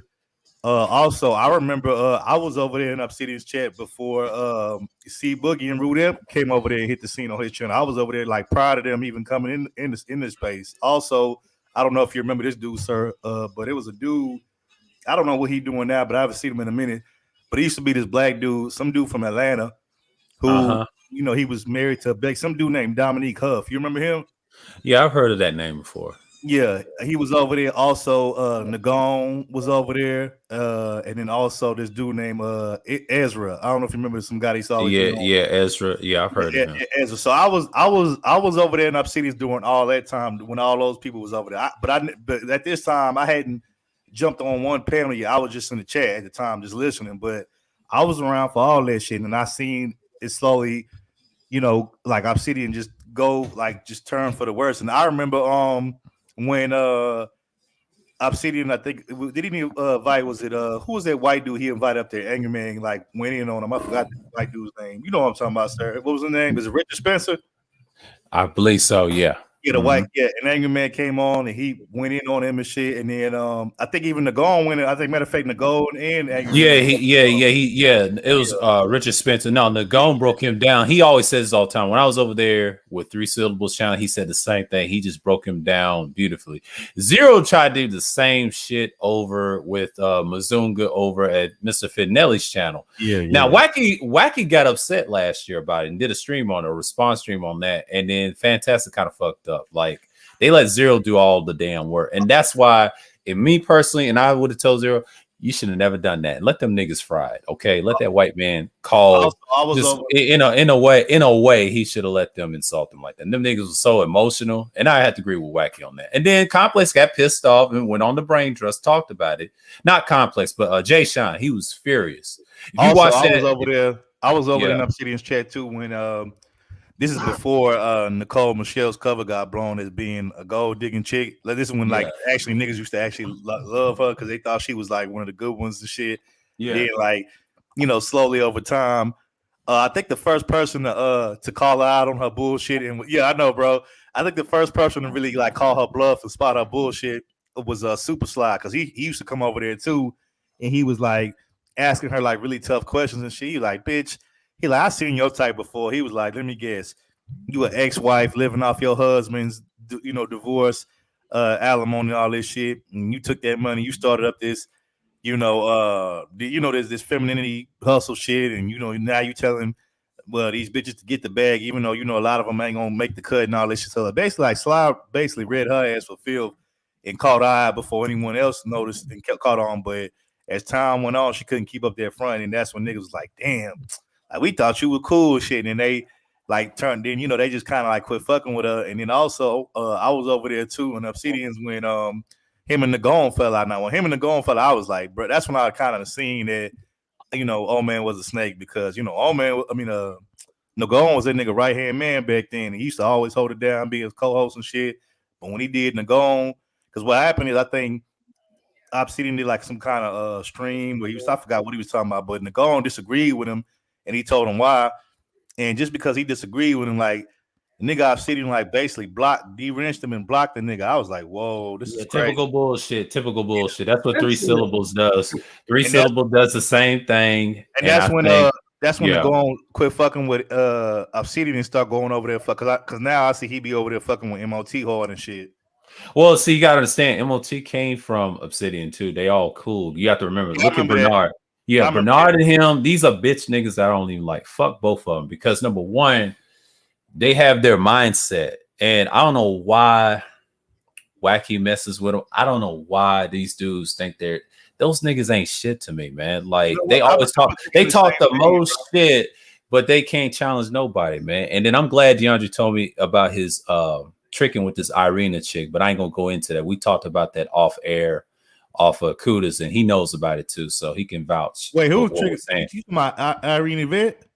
Yeah, that was MOT, and DeAndre will tell you that. He'll tell you that. It's facts. Whoa, he used to be over at San G's Pro Black Days. A lot of people don't know nothing about his background, man. See, DeAndre knows. He's been here a little bit longer than most people. Whoa, hold on, slow it down, bro. Now backtrack a little bit. You said MOT.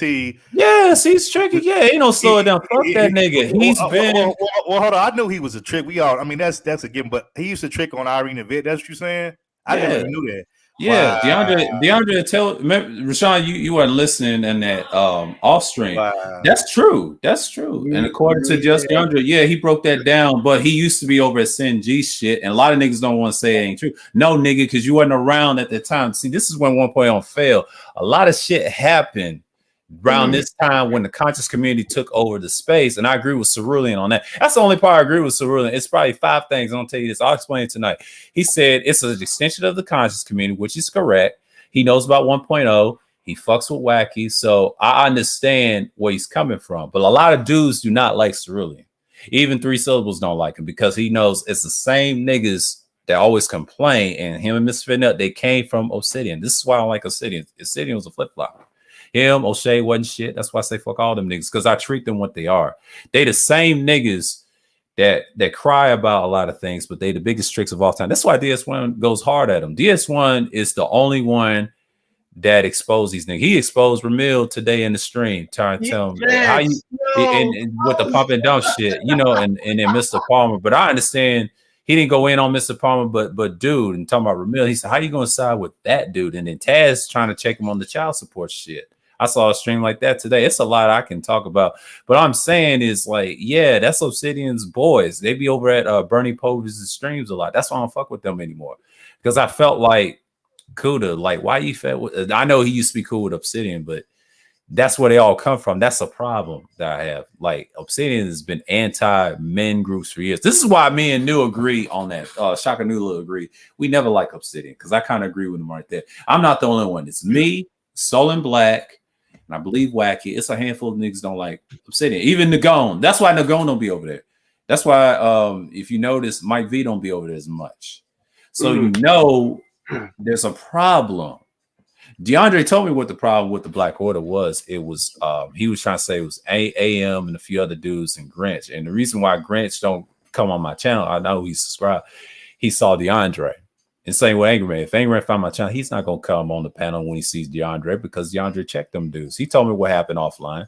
And it's sad, but I ain't gonna get into details. Some gangster shit. Yo, I don't know if you remember this. You probably do though. So do you remember when this, like I said, this is back in the like a year or two, probably like 2 years ago when you know, when Obsidian used to, like, you know, before he switched his stance to like the KS stance and all this shit. I don't know if you remember this, but do you remember when I forgot C Boogie he asked C Boogie asked Nicole Michelle, you know, if she had to choose between a man like him and Obsidian, like what would she do? And this is what she said. She said she would choose C Boogie for like just the short term casual sex and get it on with, but she would actually make Obsidian wait to marry her to finally have sex with her. And, you know, she would basically, you know, marry Obsidian because, you know, he's a career man, blah, blah, blah, all this stuff, He right? got the money. Right. Yeah, he got super mad in his feelings. Like, he got pissed because this is during the time he was basically trying to say, you know, have that discussion or debate that, you know, that the career man or that the quote unquote the non-swag nigga, you know, was less than the nigga with no swag, but they had a steady career, blah, blah, blah, all this type of stuff, right? And when she said that, he got pissed and like he just like went off on her and everything. I was like, yo, this shit is crazy. You know what I'm saying? You remember that though? Yeah, I remember that. Yeah. That shit was crazy. That shit. Yeah, As a matter of fact, him and C Boogie got into a beef after that. I think they that's when they started. I remember people talking about C Boogie. I think he got a beef with a lot of people, but C Boogie used to beef with old boy 3 syllables, man. It's so funny as shit. And I saw it on the old Kuda stream, and Kuda was talking about. He said, "Yeah," and then I think him and Jay Sean they had like a little argument. So that was normal. I told Kuda that's very normal when I was over there as a mod, and I tell people I saw a lot of shit. Even over Mr. Fitnelli's channel, man. It was times that David, when I was on the stream, you know, with David Johnson, I seen him in the chat, and he was on the panel. He was always contrarian to what they were saying in a good way. But the George Floyd shit. He kind of disagreed with him, you know, of course, and David was giving him facts and he didn't want to hear it. And David was right. See, David remembered me in the chat. He remembered me on that side. He remembers. Because anytime if you come from that guy's channel and you came from that, even though I come from the 1.0, there's a lot of people I know from that chat room. You, SKC. It's a couple other guys. Citizen Lou. I can name names. Wait, Search who's that? Price. Fantastic's channel. Like from that yeah, last year. Yeah, it's a lot. It's a list of names. SKCU. All of them. Even Hypocrisy. All them dudes in the chat. They knew. Let who me I ask you was. something, sir. What was the first chat or person's channel you see me on or in? Whose was it? Was it Zero or -1? Because you remember I was fucking with his bitch at the time. Was it Fitnelli? Who was it? It was Fantastic's first because when I saw it, he had a decent topic, and when I first saw you, and I think you greeted me, and this is last year because I don't think you remember because I had no problems with you. You shouted me out and you saluted me. See, I never had an issue with even the split. I never had an issue with because I remember you from over there.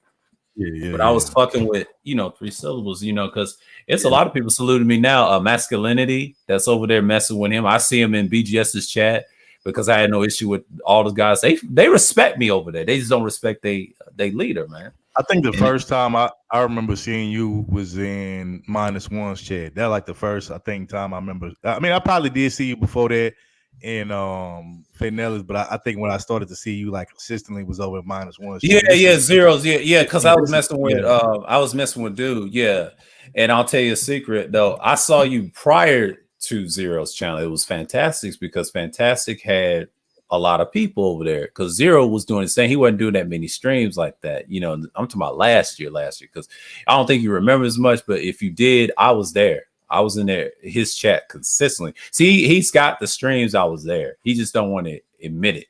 I get under his skin. Now, Cerulean can get under the skin of SKC. I'm the only one who can get under his skin. His buddy, Mr. Fitnelli. And the reason why is the George Floyd case. He don't like that because if I rub it in his face, he'll get so upset. He'll start raging. And I'll say some jokes, because I ruffle his feathers too. And then his other buddy at 3 syllables. And when they're wrong, but say to think the same way. I don't care about that game versus non-game shit. That was his way to say, I'm going to be the best. I'm better than everybody. Dude, you ain't shit. You've been proven wrong again and again. You will get roasted by Tommy. You cried. And both of them will start about it. Yeah, both of them will start crying. But it's the truth, though, because there's proof that DeAndre and his boys saw you over there because they used to be cool with Ingram. See, people forget DeAndre in that Black Order was some real shit. And he tells me every time on my streams and even off air with Kudas when we was talking about it. And I was like, wow, and it was deep how he broke it down. I said, yeah, them niggas was in it today. He told me about the game changer with the girl. He fucked her in Oklahoma, but I ain't gonna get into too much detail on that. That's how he survived that. Yeah. That right there. And we ain't gonna get into detail why that happened because she lied about the R thing, and she does that for a living. You know what's crazy though? You know what's crazy? I'm gonna keep it real. So she's a liar, bro. Yeah, I know that. Yeah, but prior to that whole situation coming out between her and Appliance Changer, I remember at one point she used to be on 2 other niggas' dick in this space real heavy. She used to be on that nigga Rude dick real heavy prior to we talked about that. We talked about that. Yeah. And she used to be on this other dude named Legendary Topcats. I don't know if you know what that is, but he's like a pro black dude. Yeah, I know. I heard that. Yeah. He's over like in the pro black conscious type sector. But anyway, but yeah, she was on both of them niggas' dick real heavy before, and then it went to Appliance Changer. Then recently it was for prior those 3 niggas. She did it with a military guy first. That's what DeAndre told me. So he knows her background. She used to be in the military, and he went to the BDS community. They said they don't know that woman by that name. And the reason he said that off air is because the truth, she was lying the whole time. She was paid to do that. So what she's doing, niggas knows it. Yeah, it's the truth, but niggas know the truth. I'm talking about. I know recently, she, they was promote her and GMT was promoting their little relationship, but I'm hearing that they're not fucking with each other no more. Is that true? No, because he figured out the truth though, because somebody told him the same thing that DeAndre told me. He said, no, she's been a whole scammer for years. She lied about the BDSM. She's not BDSM. She's a fraud. She lies about. She used the R thing to get guys hooked, and then call it on them, and that's what she does. She does this all the time. She did that in the military. She did this prior. She has a history of that shit. People ain't gonna talk about it. People ain't gonna talk about it. Anchorman knows about it. Everybody knows about it. BGS knows about it. They just don't want to say it because They protecting her Because little I do ass. remember I used to listen to her channel, right? And I Yeah, do remember her saying that. it's been a fraud. I do remember her saying that she was in the military. That's what happened to her. So are you saying? Basically, what I'm asking you is, are you saying that she basically just lied about that and threw that out there so she can get like an easy get out of the military Yeah, free yeah, card type that's shit? all it is, man. That's what DeAndre told me. If you ever get on the panels, we talk about it. Yeah, she's been a fraud. He'll tell you she's nothing. He'll tell you all these dudes is fake. He's telling me is he's exposing 2.0's little division I saw. See, I didn't want to explain that to Wack. Wack don't know the whole history of 2.0, how it was formulated in 2015. Every around that year, right? It's some fuck shit going on around that year. Cause I always ask, DeAndre be dropping gems, him and Cerulean. See, they be telling secrets about these niggas. This is why they hate them so much. This is why they're the most feared on panels. I said, why they're the most feared? Well, he pulls a whole cards. You don't see it, but I see it every time when you be on streams, seeing it from the chat. You be like, wow. And niggas get tight, just like it's certain individuals, man. Well, just in case, because I'm gonna give y'all the quick version of it. But so a lot of people be asking me like, Third man, why you on like Avatar X? Why you don't fuck with her? Yada yada yada. What's y'all little beef, right?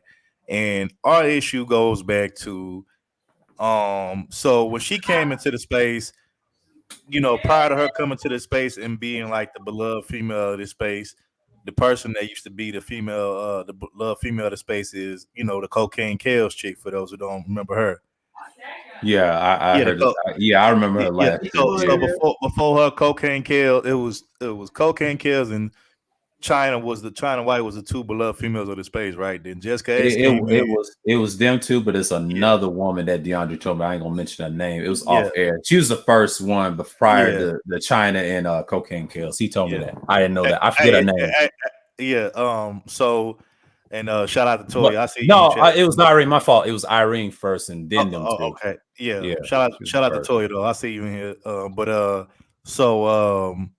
Yeah, so when at that time Cocaine Kales basically, everybody loved. They thought she was cool because she was a lot of manners respect. Then, word came out that supposedly she was feeding information to the ops, which was the B1 crew. I call them I call them Tyler and Naz is what I call them. That's what I call them. Anyway. Tyler and Naz, or for Naz, I call him. Sometimes my nickname for him was Lamb Chop. You know what I'm saying? Since he likes to say he's the golden shit, whatever. So, then they kind of like basically, kicked out of the space and was like, don't fuck with that bitch, whatever. And then Avatar X slid in there, and then she kind of like became like the female champion of the space, or whatever. But why me and her never like each other, fellas, because around that time, when we used to be on Cooter's stream over there on Third Shift and shit, back then, this is like maybe 2 years ago, right? I don't know if you remember this chick, sir, but there used to be a chick over there that used to go by the name of Bap. I don't know if you know what that is. Yeah, I heard of Bap. Yeah, okay. And I ain't gonna lie, like 2 years ago, I used to be flirting with her in the chat, whatever, she little chocolate thing, you know what I'm saying? I thought she was I seen her avatar in them old streams. Bap. She's been around. Hey, bro, I told y'all, bro, I love me some brown women and chocolate. That's my favorite. Brown and chocolate. We love chocolate. We just don't like the bad ones. Yeah, facts. So, brown and chocolate, bro, that's my shit right there. But anyway, so me and her used to flirt in the chat back and forth. And then I think there was a few times where we actually hopped on Cooter's panel. And, I used to flirt with her over on Cooter's panel. But, it wasn't nothing serious, just stayed on the panel, whatever. So come to find out, the bitch Avatar X was going around the space line telling people that me and Bap met up behind the scenes. And, that we met up, we was, fucking and all this shit. I'm like, bruh, I never met hell in my life. I'm like, I only know her being on panels on, telling lies. Yeah. That's what I'm like, what is this bitch talking about? And the only reason why I found this out was because old girl, she told me one day, and somebody said, she like, old girl going around spreading rumors about us just because we flirting in the chat with each other that, we done met up and shit. I'm like, wow. I'm like, that's crazy. So that's really where my issue with her stemmed from. And then one day I was on Cooter's panel, I want to say this like a year ago. And so you know, I basically called her out for the shit. And then at this time, I was also beefing with the nigga Smooth, which me and Smooth, we cool now. We didn't already, you know, worked out our little issues or whatever. But basically, both Avatar X and Smooth hit the panel, and you know, they both was like trying to like jump me, but I roasted both of them motherfuckers at the same damn time, like roasted the fuck out of both of them, like I just went in on them. Like you know what I'm saying? You know how I do when I get rolled, when I get the roast, and you know I be on the roll for a little minute. So I just was going in on her and I was going in on because my thing is I was like, bitch, how the fuck you gonna critique and judge other women's looks in this space when bitch we can't even judge how you look because you never turn your motherfucking camera on. You know what I'm saying? Like we can't critique how you look like, but you got an opinion about all these other women, but don't nobody know how you look like. You know, oh that's my picture, bitch. We don't know that. For all we know, you could have shit. Motherfuckers know when I came up, I look exactly like my avatar picture, so they know that's me. You know what I'm saying? But bitch, I don't know if that's you. You know, for all I know, you could be catfishing a motherfucker. You know what I'm saying? Because like we ain't never seen you on camera before, so I'm like, bitch, you ain't got the right to judge nobody until you came up and show us what the fuck you look like. You know what I'm saying? And she got pissed about that, but I didn't give a fuck. You know what I'm saying? But like, and never been over here. Never been over here. You know, the only person from UK, the only person that came over to UK is confirmed was what you call the other cat that I shared her live stream. She admit that she's been to California, she's been to Florida, she's been to New York. So, and I gave her the I don't know the interesting. I said, I didn't know that. Oh, she's willing to come over here. Okay. So she got her research, and she's been to England since '85. That was confirmed by her on her channel. So, but go ahead, Third Ward. But yeah.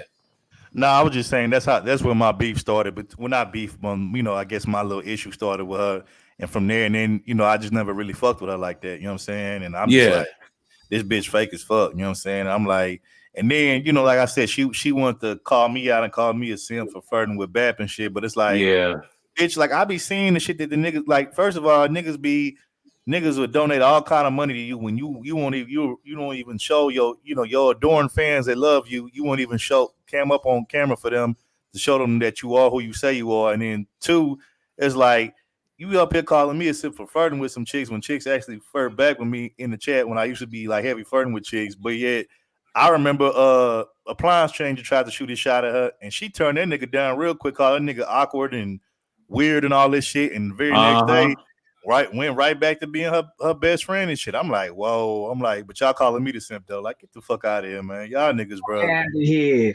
You know what I'm saying? She called that nigga, bro. And I remember this was on third shift on Cuda Stream. She embarrassed the fuck out of appliance changer. She called that nigga awkward, weird, like what she say, quirky or some shit like that.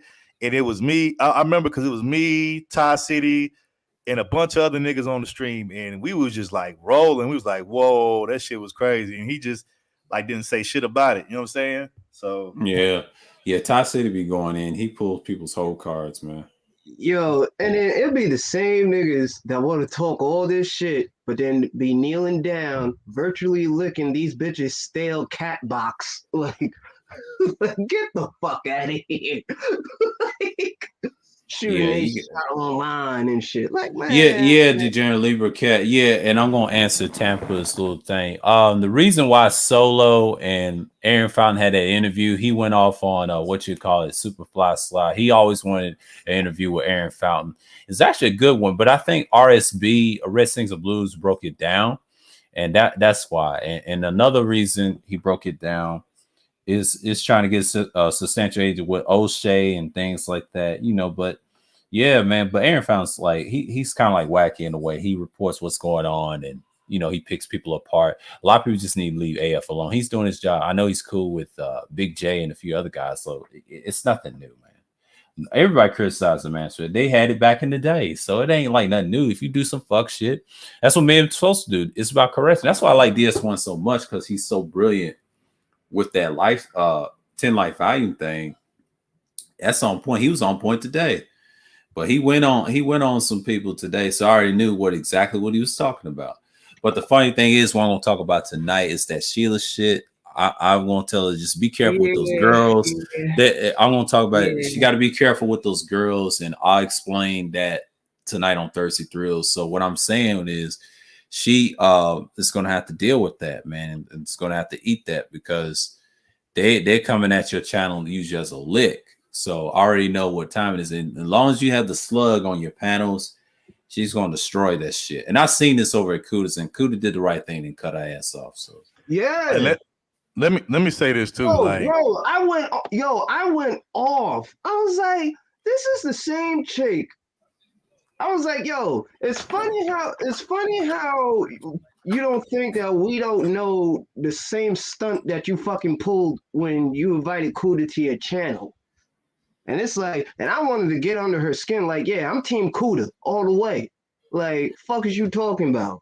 Like, you and your clique of snails can get the fuck out of here and kick rocks. Yeah, Wacky doesn't even like none of them. I try to tell, that's a child, man. I'll talk about it tonight. It's gonna be like a little small rant on the bullshit arguments about boomers and Gen X. I'll start off with that. Then I'm gonna go into the SKC with Sheila. What happened in that situation? It's 3 in a row, and then the Cerulean effect and the exposed trolling. That's the most 3 important topics to talk about for the night. Because I ain't gonna talk about this Gen X boomer bullshit because I'm sick of those arguments. It sounds retarded. Yeah, so you're supposed to focus on Generation Alpha and Beta because those are the ones that's gonna be looking after us in the future. The way shit is going right now, that's the future kids. So let me say this. You know, I feel bad for Kendra, and the reason why is because I feel like a lot of these women in this space been stealing a lot of her talking points, and especially the women that's on the side. Talk about it. And especially the women that's that don't hate men and who actually talk about having healthy relationships and respect for men and all that kind of stuff.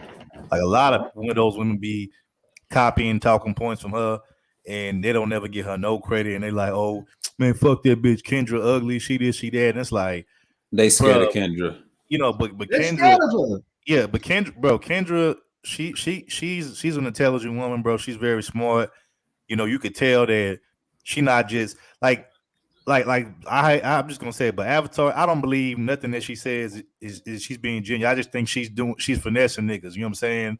You know, because them niggas going. Yeah, but but with Kendra, with Kendra, you could tell that she really mean that shit when she said because, and then if you listen to her story of how she grew up. Having, she talks about, growing up, being raised by a toxic mother and all that type of stuff. So you could, like, that's part of her story or that's part of like her upbringing and stuff. And so like, she really feel heavily about that shit versus all these other bitches in the space. It's kind of like them just kind of doing this shit as a hustle and a finesse. And, I ain't mad, get your money, but it's like, come on, bitch, we know you ain't being genuine about this shit. But, and another thing, they'll be like, man, nobody want to listen to Kendra because I'm like, bruh, trust me, I've seen way uglier women than Kendra. You know what I'm saying? Kendra, I mean, I'm not gonna say she the prettiest one, but she not the ugliest woman either. And truth be told, I remember one time she, you know how she be covered up in her little, garments and shit.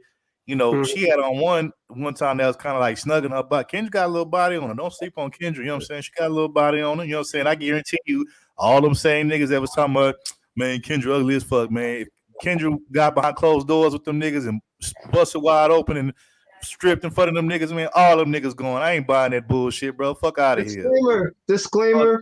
Folks who fuck with Kendra, we love her. We love her.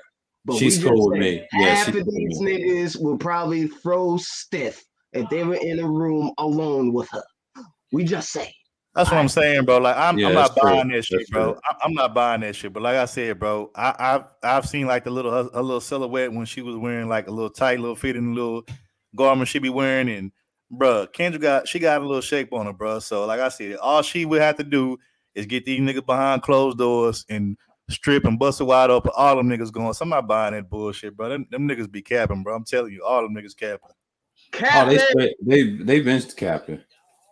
That's been like that since the very beginning, and that's all of them. See, DeAndre said the same thing about all these so-called women. He said they hoes, man. He's telling you about the Black Order and the 2.0 days, and we talk about it every now and then. He always make references on my streams on like that, and I'm like, yeah, you're absolutely right, man. And I'm learning a lot from him and getting the lowdown why they're so behind. And I'm trying to get away from 1.0 talks. If they ask me about it, I'll talk you to the side or in the comments on different panels and things like that. I'm tired of talking about it on my panel because That's in the past, and I'll tell in brief. We know the names, we know the history. As long as I'm here, I'll give you the little history on it, but it doesn't really matter at this point because I'm focused on, just moving forward, talk about different things, but I'm gonna use this as a case study what I saw over Sheila's channel because that's what I'm gonna focus on tonight, and then what I saw for myself is a little different, and I know she's gonna probably listen. I didn't want to use no clips or anything because what's the point? Like y'all ain't used to him. I've seen him done this on several channels. I've seen him done it on Brother X's channel to Prophet Thought. That's what he does. When I look at his audience, you weren't able to last on a panel with him. Like with them niggas asking those questions, you'd be done. Bro, here's the thing, and I'm gonna point out. I'm glad you brought Sheila because I actually fuck with Sheila. Sheila good people. You know what I'm saying? Yeah, she's good. She's good people. She good people, bro. Like like me and her, we we've been cool. Like I think I can't remember where I might have been. I might have met Sheila over on I met her at Wackies. I think I met her in Kuda's chat. Whatever. I met her at Wackies. Yeah, Kuda's and Sirs. Yeah, but she shout out to Sheila. She up there in upstate New York. Good people. I fuck with Sheila. But anyway, so here's how I know niggas be capping. So you know how niggas in this space will be like, man, we don't want them old bitches. Them old bitches worn out and shit, man. Hell no, we don't want them. We want some young bitches. We want most of them niggas will fuck Sheila too. Bro, you already know, bro. That's exactly where I was gonna go, bro. First of all, and look, I give Sheila some credit, even though I don't look at her that way. I will acknowledge for an older woman. Miss Sheila is a good-looking older woman. You know what I'm saying? And she look younger than what she is, and she in good shape for her age and shit. And bro, if Sheila was to take one of these niggas that claim that they don't like older women, bro, they'll be trying to get on. And then, bro, look at the panels that she be on. Niggas be hopping up on there. They be like, "Damn, Miss Sheila, you got it going on, Miss Sheila." But these be the same niggas talking about, "Man, I don't want no old pussy. I don't want no pussy past 35 and shit." Like, nigga, you don't shut your capping ass up. You know damn well you'll be trying to get at Miss Sheila behind closed doors. I'm gonna break it down like this. Half of these niggas had a crush on these old school porn bitches. Like, you think we're gonna believe y'all niggas? Fuck out of here. Yeah, like the slug. Yeah. I'm gonna talk about that tonight. Hell yeah. Fuck out of here. Fuck out of here.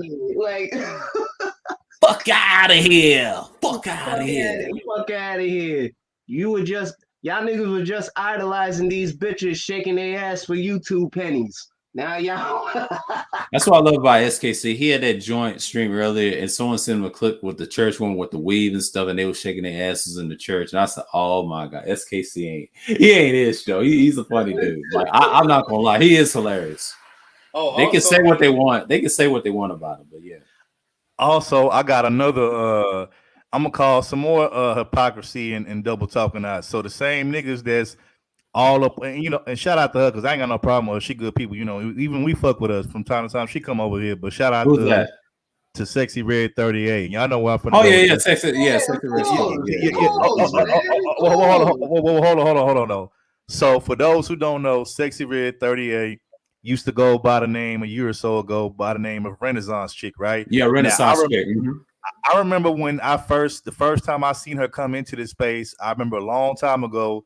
I think this was right around the time Bernard had his channel just started like really taking off like that. She had hopped on the panel on Bernard's shit like a while ago when his shit started taking off. And like I said, at this time, she was going under the name of Renaissance Chick. And I remember they was like clowning her, talking about, bitch, you ain't gonna never get married. And, don't nobody want you and blah, blah, blah, and all this stuff, right? And it was like, yeah, you light-skinned, but for a light-skinned chick, you pretty average looking, blah, blah. They were just going in on her, right? So then she kind of like, after that, she kind of like disappeared for a minute, and I hadn't seen her around. The next thing I first saw her, it was in March over at Kudas, and she was in the chat. Yeah, in the chat.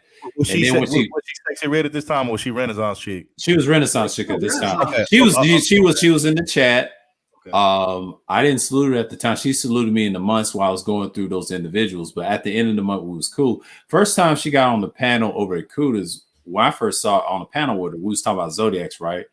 Yeah. She had no mic at all. She had nothing, right? Yeah. This is before the microphone. This is before she had the HyperX Quadcast S that she got with the RGB lights. She didn't have that one at the time. So she got on the panel, no picture at all, because I know what she looked like in the chat, in the picture, that same old picture. But when she got on the panel the first time we greeted her.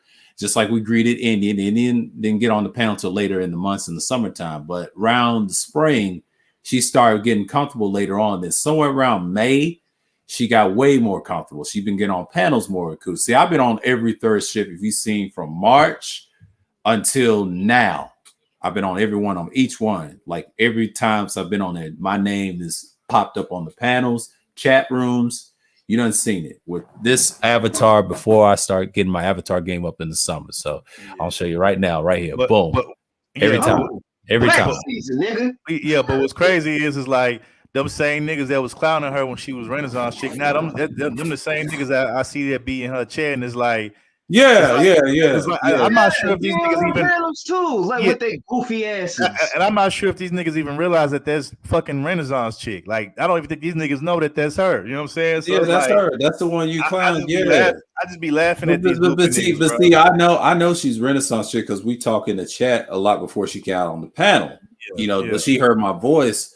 Because she knows I was a regular on panels. So Kuda told her to come up. She was learning a lot about gear and stuff. I mean, she did her thing, and now her channel took off. Good for her. And I want to give a shout out real quick to Toya because she in the chat. I see Toya's like that next chick coming up in this space because she a lot of niggas in this space. Toya, like, the ultimate tutorer. Yeah, she got a villainous in the villain spear. a lot of men like she got some good energy. You know what I'm saying? She come in respectfully. She don't disrespect nobody just as long as they don't disrespect her. And like I know Roger and them be fucking with her. I know she be over there at I think was it Art. I think I seen her over at Arts before. You know what I'm saying? And she's been over at Rogers. I've seen her at Rogers first. She's been over at Arts a lot. She's been moving around. Mm-hmm. Yeah, she be in our chat when we go live on Saturday on For the Record TV. You know what I'm saying? So it's different people that fuck with her in this space. But I noticed mostly it's the men that fuck with. I noticed the women in this space that's cool. They don't really be like disrespecting niggas and shit. Them the ones that like the women really don't fuck with like that, but the niggas fuck with them hard. Like I said, like a Sexy Red, a Toya. I feel you got like Bronze Dip and Sun Kids.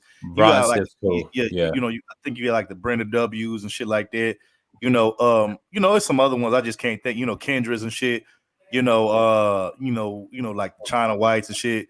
The brothers fuck with them heavy, but like the females. Like, I would say China. You some pick me's, all that little goofy shit. It's you forgot it's Melody, China. Yeah, Melody. I forgot Melody. My bad. Yeah, Melody, China. You got Sexy Red. You got Toya. You got who else? You got Bronze Dip. She's cool. She's been greeting me more often because I've been over at DS1's a lot and y'all's a lot. So she's been nice to me and giving me the smile. Who else? Who else? And then who else? It's a couple other women. There's a woman named Fifi. I used to be over at Beasley's chat. She gave me the wave and the heart emojis. It's a couple other which one you talking about? The one that she got going on right now, or the one the other day? I don't know. Let me know which one you're talking about. I think he's talking about. Yeah, she's streaming. She's streaming right now. I posted on the community tab. They just talking about something different. I'm sky watching now. I forget what it's called. I fuck with Melody, but I just don't really be going over there that much because I don't either. Because most of my haters is over there, so I don't. The haters over there. Yeah. Like I fuck with a few people. Like the only person that I see be over there from time to time that I shout out to, I see Degenerate be over there from time to time. Yeah, L Nixon, Degenerate, Kit Clouds, LSP, all them. Yeah, and Bronzebird. I think I see Bronzebird over there. Yeah, Bronzebird is cool, but he's been distanced from over there now. He's been coming over my channel, his channel. So I fucks with those dudes, man. Bronzebird remember me over at Melody's. Anyway, we've been on pull up. But what it is like in Bronzebird, I met him at Melody's last year. We was on panels together with Complex, and that's how I met Melmint. He was on there. I remember she asked me, she was like, Melody was like, she like, Third, I fuck with you. She like, why you don't come over I know that she'll come over to my chat and you'll say hi to me and a few other people in your dip. I'm like, it ain't nothing personal against you. I'm like, I fuck with you. It's just I don't fuck with them goofy niggas you be having over there. But I'm like, it's your panel. I'm not gonna tell you what to do, who you can and can't have on. But I'm like, I don't fuck with them niggas like that. I said, you already know why, because she was around too. when you know me and Avatar X first got into it over on Yeah, she's been around. I've seen her at Fantastics before she got a channel. She started over there. She kept bouncing around to Appliance Man. She's been bouncing around for like a minute. Was good. What's going on, 1G's? What's going on, man? Chilling. What's good, bro? What's going on, 1G's? The land of the spitters. What's up with y'all, man? Billy, stand up, nigga. All this shit going on, man. What's good? No, we just giving you. Me and Sir giving you a little Black Manosphere history from the past couple years and shit. Yeah, you know? just a little gems on the side, and then what actually me and Cerulean is kind of cool. I made him over at Charles, and I remember Well, Charles, yeah. Yo, boy, you ain't she love my boy Rashawn, but that's all right. Morena, we love you, mamacita. Morena. Hey, on my taxes. Now, let me stop. Let me stop. But like I said, like I met Cerulean through whatchamacallit from Charles, right? And I was at a Sonic, right? They was arguing about the boys and that initiative, right? And they was arguing back and forth and talking about he disagreed Charles on something, and Charles disagreed on the bullshit that was Cerulean. So he said, Cerulean, I love you, man, but you gotta be one. He said something about a nigga or something. I started dying. Both of them was cussing each other out. And he said, we're brothers, man. You know, and Cerulean said, I gotta go to work, man. God damn it. I ain't got no time to argue with your ass. And then I was going to Publix across the street where I live. You know, I was like, God damn, you know, them arguing about that. It was funny. It was classic too, because you had two fire signs. One's an Aries, one's a Leo. It's a classic sparring match for fire signs, you know, but they get fiery over at Charles's panels and shit. I need to go over Charles more often, get on his panel. We talk about a serious subject like that, you know. I want to start doing that more often, you know, just come around. You know, if DeAndre's on the panel, I'll get on the panels. You know what I'm saying? Like, yeah, right. I'll start doing that. I'll start doing that. You know. Yo, I gotta ask bro for because he could find it, or maybe I have to go through our archive or whatever on our channel. But so I remember when we first started our channel, me, Brandon, and Topaz, and at the time Kenny was a part of it too before he, you know, right, absolutely. But I forgot what episode it was, but we did like a series, right?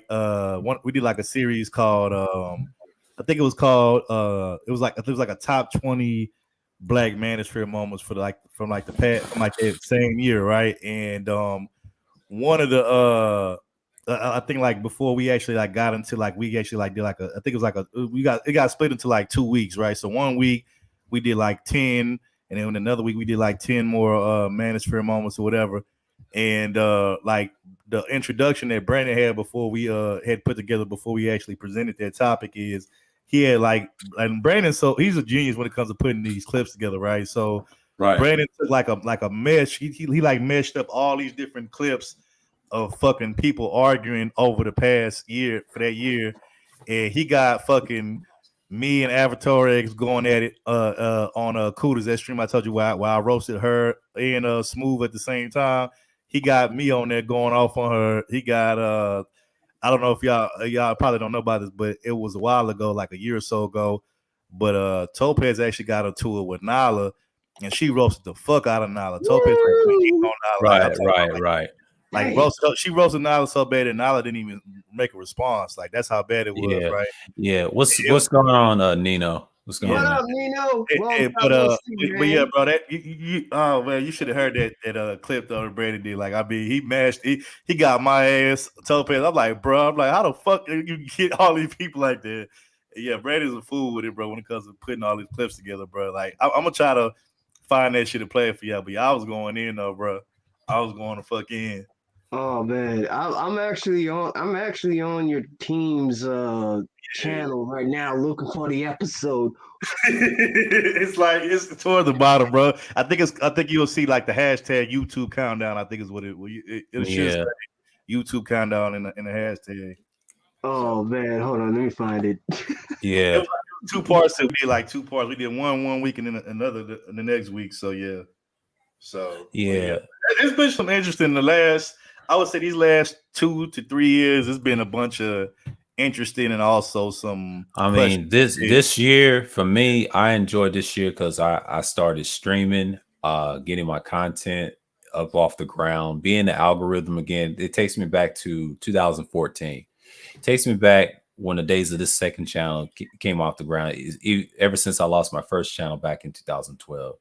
And it's been a privilege to stay on YouTube for decades and learn about different individuals and people I come across, and even in the workplace, man, like learn a lot of people. And there's some good people in some black sectors. The rest of them is just trash. And then the more I learn, and I appreciate, I never really thought that me and DeAndre would be this cool, because I remember him over at Charles too. Him and James over there all came from Charles Faulkner's little panel, I will say, the beginning of this year. And I've heard him on panels. He destroyed this one chick named Annalisa and turned the audience against her. And I know that video. She be over there. She be over there fucking with B1 real heavy. Yeah. Not just B1 black woman spirit. They use her as a pawn. She's a pawn. She's a pawn for BWS. She ain't no B1. She's fake. She's a puppet. And she kind of fell off because when DeAndre got on that panel, just DeAndre, he destroyed her on a lot of her points, and the audience turned on her ass, and she deleted that video or private that video.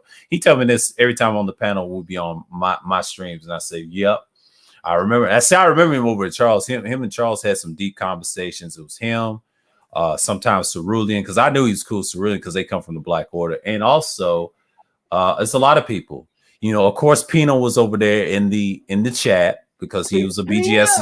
Yeah, he was BGS student, and it's a lot of people that came out of the BGS thing of last year. Yeah, but the whole purpose on that man Pino. Yeah, you know how it is, his head shake. But I'm just saying, but the fucking thing was, like, I learned from this year. I say I got those guys coming on my channel now. Is DeAndre and a few other guys that come from the Charles sector from early this year, and I mean it's cool. And I've been on Charles with him since this year.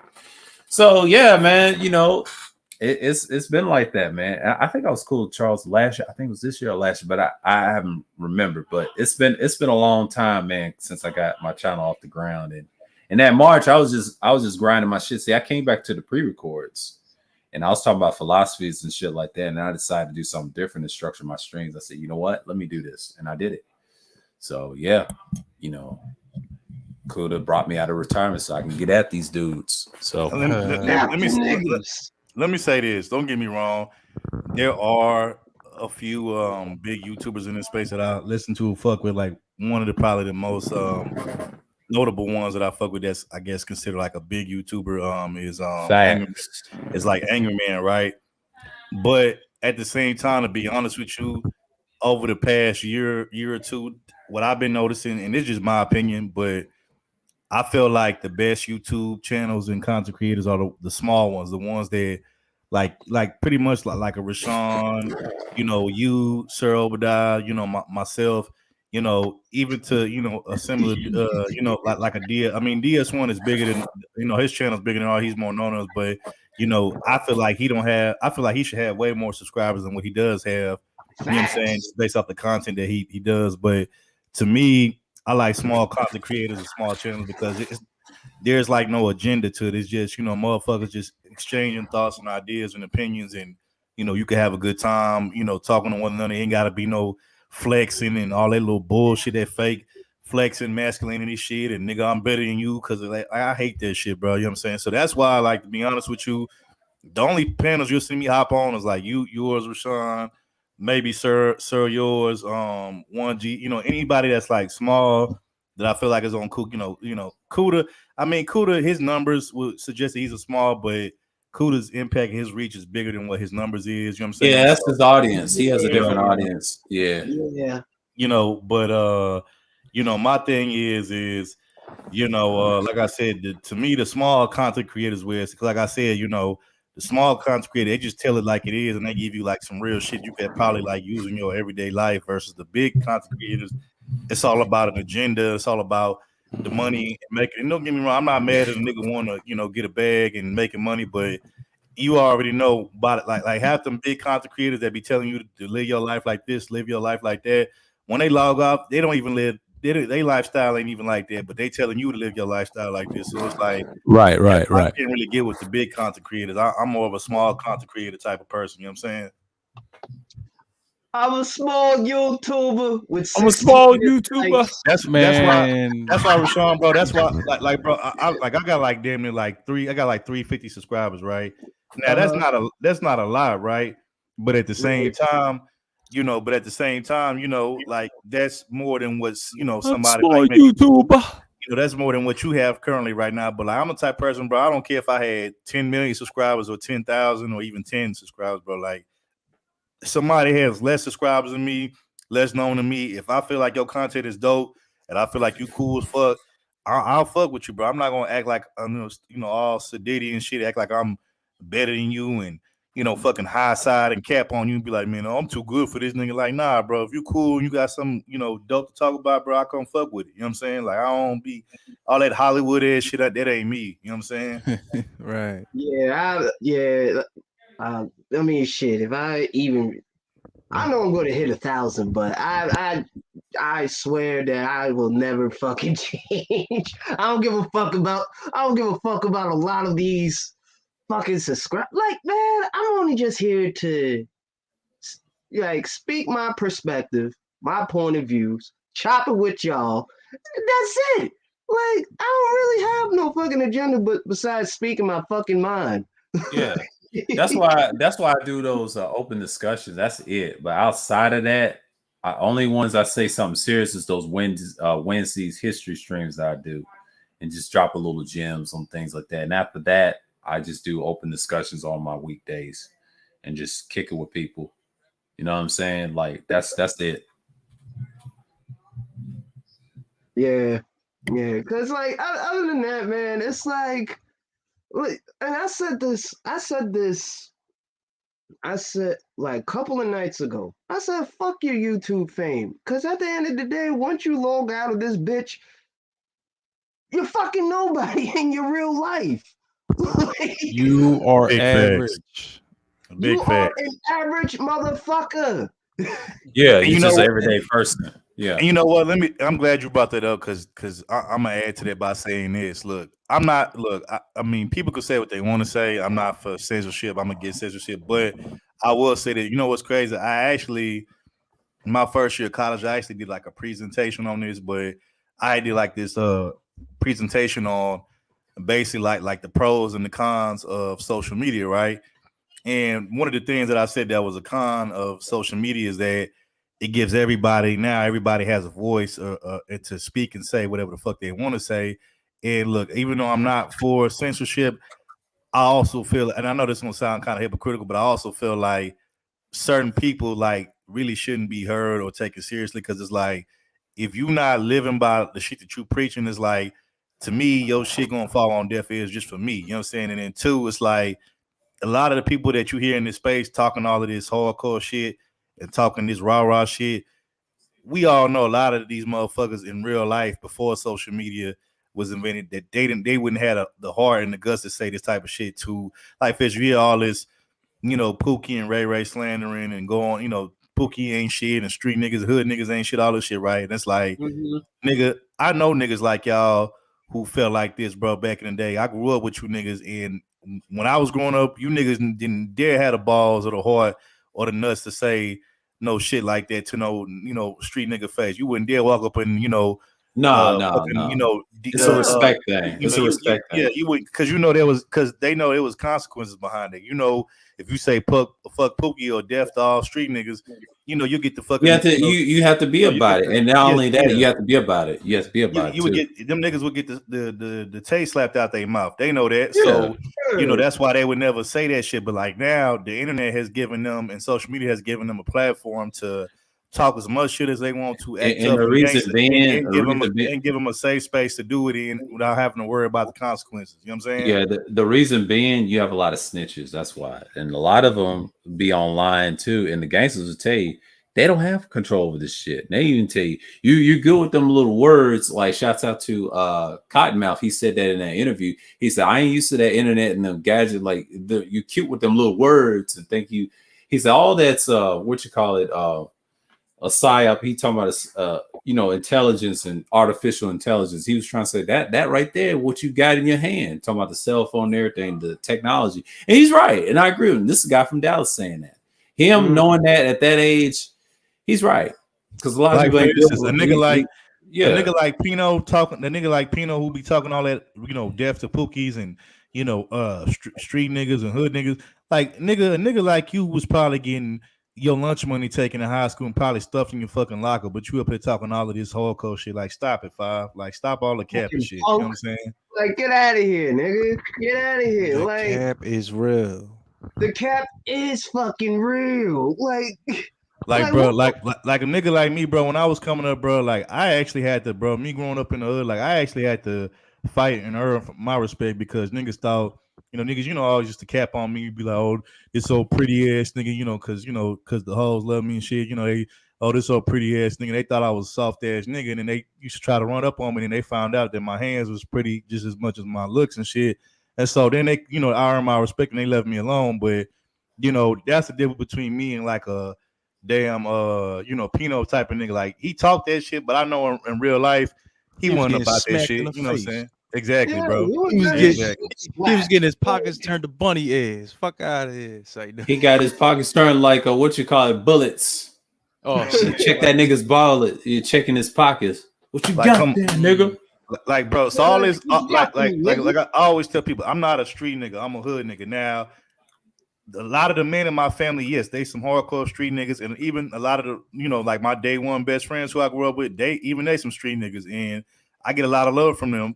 Even when I go back, home into the hood this day, I get a lot of love because they know I'm a solid dude and they know I ain't no bitch. You know what I'm saying? And the thing about it is, like I said, I've actually got out there and fought with Pookie and Ray Ray and all these niggas that, that these, these bitch ass niggas claim to hate and shit.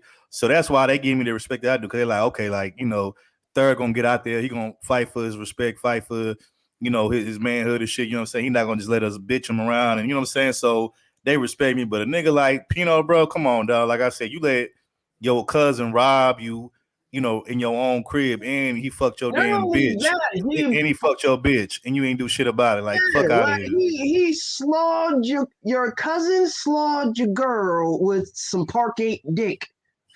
That's why. That's why your goofy ass always talking about Parkgate. Like, what are you so obsessed about apes? Are you mad? Is somebody aping you, Pino? No, he did. Shout out to Platinum. He went gorilla-y on that bitch. He hit her with that gorilla-y. She must have been that silverback gorilla-y type Yeah, he went full gorilla-y mode on her, bro, and took his bitch from him out of his own crib and took his shit. What? Took his shit? Ran down on him? Okay, so this Pino dude, right? Okay, Gino, right? He used to live with his I guess him and his cousin share like an apartment or some shit, and his cousin stole from him. You know what I'm saying? It's like stole some shit from I guess some like materialistic shit. And then come to find out, not only did he steal from him, but he fucked his bitch too in the apartment that they were sharing. So it's like, oh yeah, we got rumble, bro. Me and my cousin went to rumble. Fuck that. Bro. Yeah. I mean, you know what? I'm not even tripping. Okay, nigga, you fuck my bitch. I'm not even tripping off that because to me, I'm talking about because my thing is, nigga, if you was able to fuck my bitch, then that means she wasn't for me no way. You know what I'm saying? That means she wasn't the bitch for me. She wasn't for me no way. But you know what I'm saying? So I'm not gonna fall out with my cousin over there. But nigga, you stealing from me and we supposed to be living together? Yeah, nigga, we gonna have to get out there and knuckle up on that one, nigga. We gonna have to catch a fade. We gonna have to catch a square for that. Like, fuck out of here.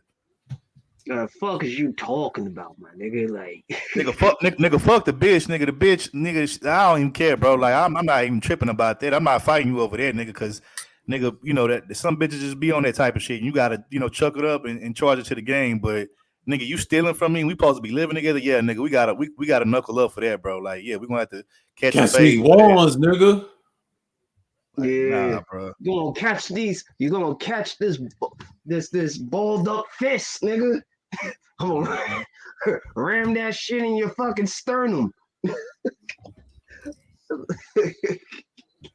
Like these. Damn, Nino said that he knew somebody like that had it happen to. Damn, Nino, that's fucked up. So I guess Pino ain't the only one, man. That's what I'm saying, bro. If you a no backbone, no spine having ass nigga, then yeah, of course niggas gonna test you like that. And then these niggas, they can smell that shit on you, bro. You know what I'm saying? They know, you know what I'm saying? They know if you'll just fold like that. Yeah. Those conservative dudes debating about nothing are the main problems in the space, but they are often trying to see which master is better. Exactly. You know, that's why I did those conservative streams. The first one was the Barry Goldwater. I had to do that one because I've been thinking about doing that one since last year with the political shit with Trump and Biden, right? And the second one was good because we had a discussion on it, and a lot of them came with their points. But Trey's ass was in the chat, but SKC was kind of like in the middle. And then we was talking about the followers that think like that, but they'll never come to this channel because I was destroying with facts and everything else. But that's why I got certain individuals. Sir. What you about to say? No, go ahead, finish. I'm gonna let you finish, but yeah, I mean, I was gonna say I can't stand that nigga Trey, dog. I heard that nigga over Melodies. Trey MVD. I saw him come to my chat on that stream too. Oh, Professor. It was on the conservative stream too, right? And I'm explaining why he came because I think SKC. I don't know if he shared it or somebody shared something. And then he probably found, I guess he found me on the recommendations, and I think he saw me live. You know, it happens. I think Broke Jeans found me one time, and then I think DeAndre left the first time he came. We was talking about some stuff about the Hannibal shit, and all the times he came through Broke Jeans, he got on the panel. He was talking to the DeAndre. He kind of went off on the last one. I didn't think he want to come up, and I guess DeAndre had too much information for him. Like a lot of people is intimidated by him and Cerulean. I'm gonna say it right now, a lot of you niggas are scared of them niggas. I'm sorry. Every time I have a stream, y'all scared of them dudes for some reason. Then even Big J doesn't want to confront DeAndre. That's the only nigga he's scared of is DeAndre. I don't care what nobody say, because DeAndre stepped to him. Big J did not respond. It was a shit about the Gray Initiative. And Big J didn't even respond. So I didn't go at Big J. I just left it alone because he sent him an email and they talked. And no response. And he was on the panel today over at Sheila's too. And I just shook my head. I'm like, what the fuck, Big J? And I said something in the chat. I said, DeAndre, there's your chance. And he fled, And I was like, God damn. I'm laughing. I'm seeing the presence of panels. I'm laughing at shit. I think it's entertaining. When people's body language, it's some funny ass shit. And I'm case studying the niggas who they're afraid of. And I'm gonna talk about it in my stream. I'll say, what is going on here? I've seen this at the beginning of this year. What you call it over zeros, man. God damn, man. But yeah, man. Hey, all you haters over there. Guess what I can do? I can cam up, but you can't.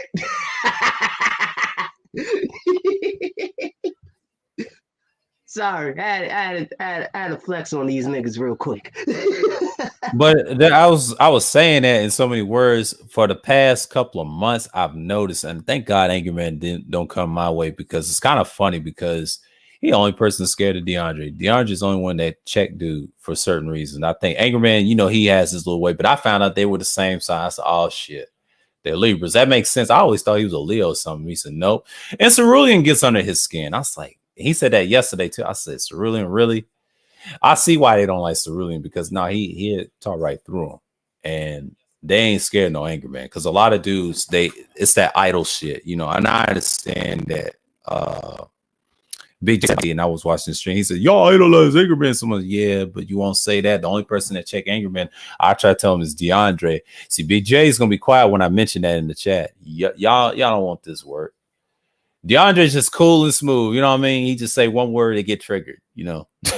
He ruffles feathers too. Him and Cerulean, they don't be playing, man. Like, I know they were boys in the military, so you know, I learned a lot from him. But the thing is, you know, I learned from myself. I was like, you know, but Sheila's she can hold on a little bit, but that trolling with SKC, nah, he got you. He got you on that. That's a weakness. But she had to add Cerulean. What's hurting her is that slug. It's that fucking slug. You call it the slug. Yeah, that slug is holding her back. And Sheila, there's fair warning. They're gonna destroy your shit. It's just gonna be like Platinums all over again, NTs all over again. They try to say they ain't gonna be destroyed. No, they're gonna destroy your shit. Trust me. And it's just I've seen it too many times, and then we're gonna fall back. And DeAndre fall back, like he said, the whole situation went down. He's one observed. But you know, like a lot of people are so hard-headed. They so hard-headed, man. So hard-headed. Yeah. They just want to do the dysfunctional bullshit. Yeah.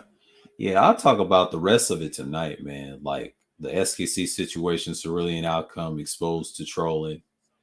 And I'll say there's no building if there's division. I got that from DS1 today about envy.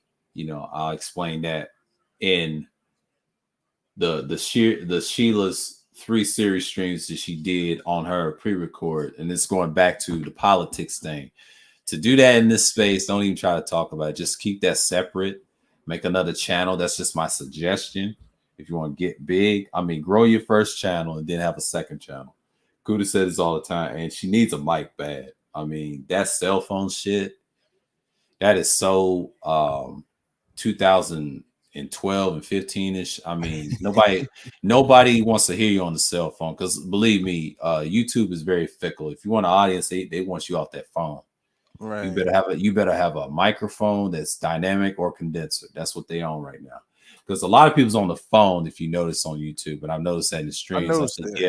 It's not the manosphere, it's the whole sector and the whole black sector, whites. Everybody's on the cell phone. The ones that's using microphones are your big YouTubers. They use condensers and they use dynamics.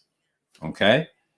And that's what people don't like. You know, some people use the cheaper mics, which is cool, but get a mic that's going to be USB that does the same performance, or get your dynamic mic and work on the mixers and two. I talk about a little bit of that. That helps you if you talk about serious topics like in politics and whatever. Then people will take a look at your channel and be like, oh, this guy's growing. We can help him grow. That's how you get up there with Kevin and them. But a lot of people don't want to do that. A lot of people don't want to do that. That takes a lot of work. A lot of work.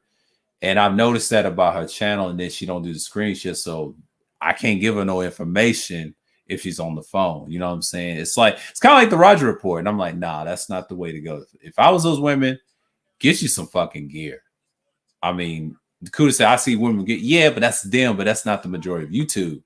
Everybody's got gear like that. Them ASMR women, those few others. I be seeing it a lot when I be away from these spaces. And I mean, like, you people ain't doing much. I was over here complaining about certain shit. And I'm just like, golly. I see, that's why I don't want to hit the link and be on the cell phone with the headsets. I'm not doing that again.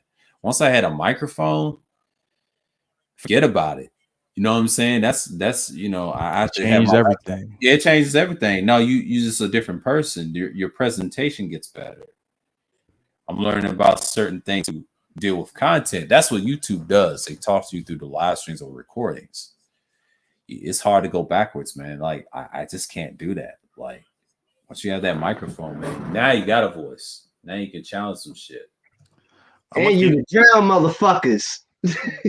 Yeah, I'm gonna keep it all the way. I'm gonna keep it all the way instead. So right now, before I even get to that, so the longest before I even got my first microphone, I actually was just using like headphones and shit, right? Like I would right. Like I would plug my headphones up to. I would plug my headphones up to my computer, and people be like, "Man, what mic is it that Third got? Man, that nigga Third loud as fuck, right?" And the whole time, it was the headset. It's the headset. Yeah, it was the headset. But I'm not gonna lie, right now, you know, which is it's like the first mic I ever had, so it's a starter mic. But I got a Blue Yeti. I ain't gonna lie, I got a black. I saw Yeti. it, the blackout. Yeah. You got the original blackout. Yeah, but I'm not gonna lie. Eventually, I'm gonna upgrade, and I want to get me that Shure SMB7. I want that bitch next. I'm gonna get that one next. MV7, that's a good one. That has XLR and USB. If you want to do USB on that, you can run both of them at the same time. You don't have to have a mix on it. That is basically. What's the mic you got right now? Because I noticed you upgraded your shit. You sounding crystal clear now. I still got the HyperX condenser mic. I still got the Razer Mini that I got from, I would say, September. And this month, I just got the Nano, the blackout. And I just ordered the Red Onyx. But my next one's going to be dynamic USB. I'm looking around. I'm shopping around. So you said for the Shure SMB7, I don't have to have a you said you don't have the XLR. You don't have to have an XLR cable or mixer if you're looking for one. I mean, there's some good ones out there, but you can run both of them in the USB at the same time. There's a lot of tech shows you can see on the MV7. Okay. Just type it in, and people will show you how to use it and things like that. I know Kuda's got one too. I know Mr. Fitnelli. He don't know what the fuck he's doing with that, but yeah, but I'm just saying. I ain't gonna lie. Eventually, I want to step my game up, but I want to get the shit that Kuda and Angry Man has. We'll still have the little soundboard shit. Soundboards, and he's got the RE20, the black one. Angry Man's got that one. That's cool. That's a bright microphone, by the way. The RE20. That's for bright diaphragm, baritone voices. The SM7 Beat is a dark microphone for deep, heavy, crisp, clear voices. That's for those people that has that crisp, deep voices. But anybody can sound like radio. But if you have the RE20, that's the brightness of your deeper voice. If you have a bright, deep voice, that takes you to the next level, like a sportscaster. So now, I'm not gonna lie, bro.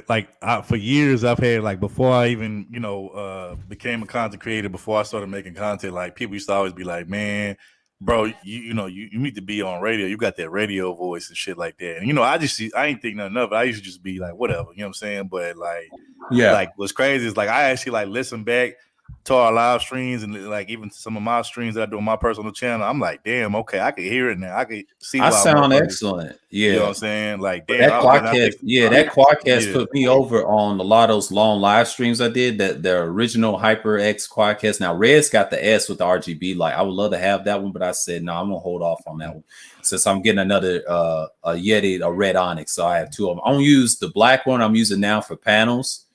And the red one, I might use some of my strings and switch it back to the Quadcast. And then I'm going to use some of it for recording. See, I have two black mics for recording. The other two I'm going to do for my live streams. And the panel I'm going to use the most is the Yeti, because I was missing the adapter on my black one because I misplaced that one. That's why I got the red one for that reason. But I am looking for a dynamic mic just to take me over the top, just the USB style or the ones that have the XLR, because the one YG's got is nice. And there's another one for Fifine, the one with the knob, with the mute button. I like that one if I have a stand or whatever. Those are the ones I will look for in the coming months or next year, because we'll see what the sales is going to be like. But but those mics can help you out, especially that MV7. That's good. You can run both. And Kuda can tell you about the MV7 than I can. I've seen a lot of tutorials, seen a lot of reviews on it, and it's good reviews. It's it's in the 4.7 range. Yeah. It's the funniest thing. Of course, he ain't on YouTube no more now because he ended up getting doxxed. But I remember when Dusty had his little channel going on and popping. Yeah, he was cool. He had a cool channel. What hurt him though? Yeah.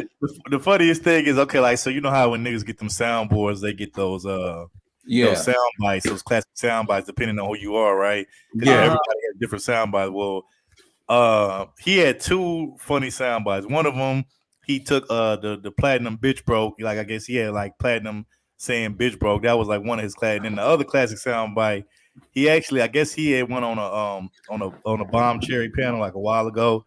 And I guess Bomb Cherry had said some shit and only Dusty would think to fucking record some shit like this and make it as a sound bite. But Bomb had said something about he loves whores. You should love whores. And, you should love whores. You should love whores. And he used it as a sound bite. I was bro, I was dying laughing, bro. I'm Dusty, you ain't shit, bro. For this. So, yeah. Yo, that was classic, bro. I was like, that. And then another one of my favorites, Angry Man has one. I forgot what panel that was on, but there was a panel that Cat, Cat over in the UK. Yeah, on with Angry Man, and she said, "Angry man, you misogynistic motherfucker, you," or some shit. But she said it like in a sexy kind of way. And I guess Angry Man recorded that shit. He has it as one of his sound bites. Yo, when he plays that shit, I'll be dying laughing, bro. I'll be like, bro, y'all ain't shit. Yeah. Dusty had the Rodecaster Pro, and it cost like $600 from Sweetwater. He had that and a few little soundboards. He got rid of that junk and got the Audio Technica. I think it's the 240, kind of like Juan G's, I'm assuming, because he had a windscreen on it. He cammed up on it. Past the $40 stream, and I saw him as being a panelist again when he got docs. I mean, yeah, he has some great content. I'm sure he had all women. This joint I got right here. Yeah, what's that? What you got? What's that? This joint I got right here. The you know the name? Right here. Yeah, what Juan G's got. Yeah. I ain't gonna lie, I don't even know the name of it. That's cool. Hey, bro, as long as that bitch worked, then that's all that really matter, bro. As long as that bitch worked, man. Ever since I got this Zoom, man, and started using this mic, man. Yeah, the Zoom mixer. Yeah, that's a nice. Yeah, I'm thinking about getting that. Yeah, but the Audio Technica, that one I saw, the 240 that had the hyper cardioid, that motherfucker was, man. I've seen a lot of reviews on it. It's a 5.0 and it's a good mic, no weaknesses and whatever, but it blocks out a lot of sound. But Juan G's, I think it's something similar to what he got, you know. But that right there. That's a good one too. Also, two more classic sound bites that Kuda got. You gonna lose, Angry Man. You gonna lose. That one. Then the other one where he got the platinum screen, be like, hey, that little platinum screen. I'm talking about. That should be funny. Yo. I'm trying to fuck cat. Oh, that one too. Yeah, that's classic too. I'm trying to fuck it, yo. Yo, you gotta be careful what you say about. Yeah, you gotta be careful what you say around Kudo third show. He'll clip your ass, bro. Really hard. Yeah. He clipped me before when we said white supremacy was life, and I said it's live. This is why he had the microphone, had my voice on there, and I started laughing.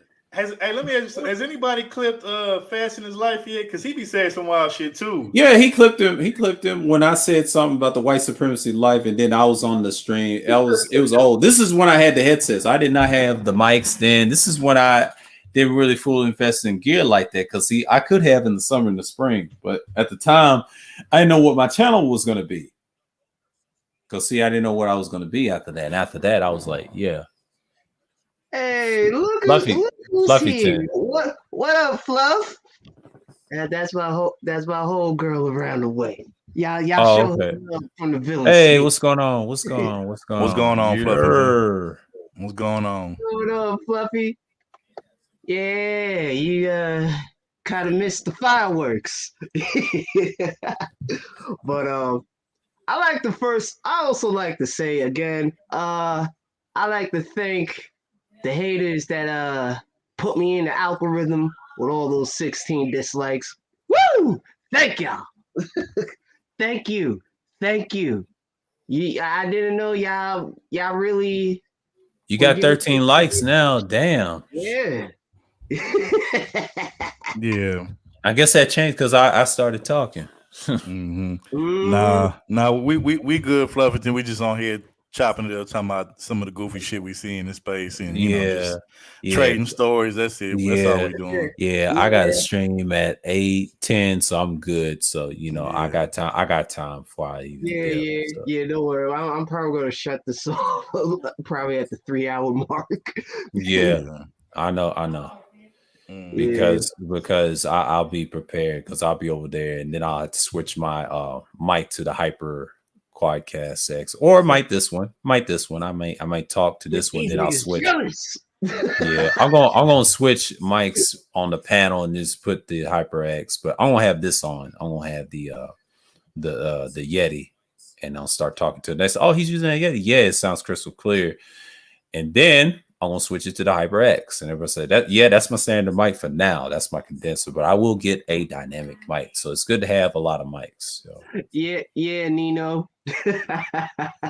Yeah, it's good. It's good to have them. Yeah, and Kuda say it works if you have an avatar. Then you make sure you have good audio. That's what I'm trying to do. The camera shit, I'm gonna wait because I'm not trying to focus on things like that. So you know how that goes. Mm-hmm. Yeah, I definitely know how that shit goes. But yeah, man. Yeah. are you serious black folks? When have we ever been this sensitive about a comedian saying jokes? Right.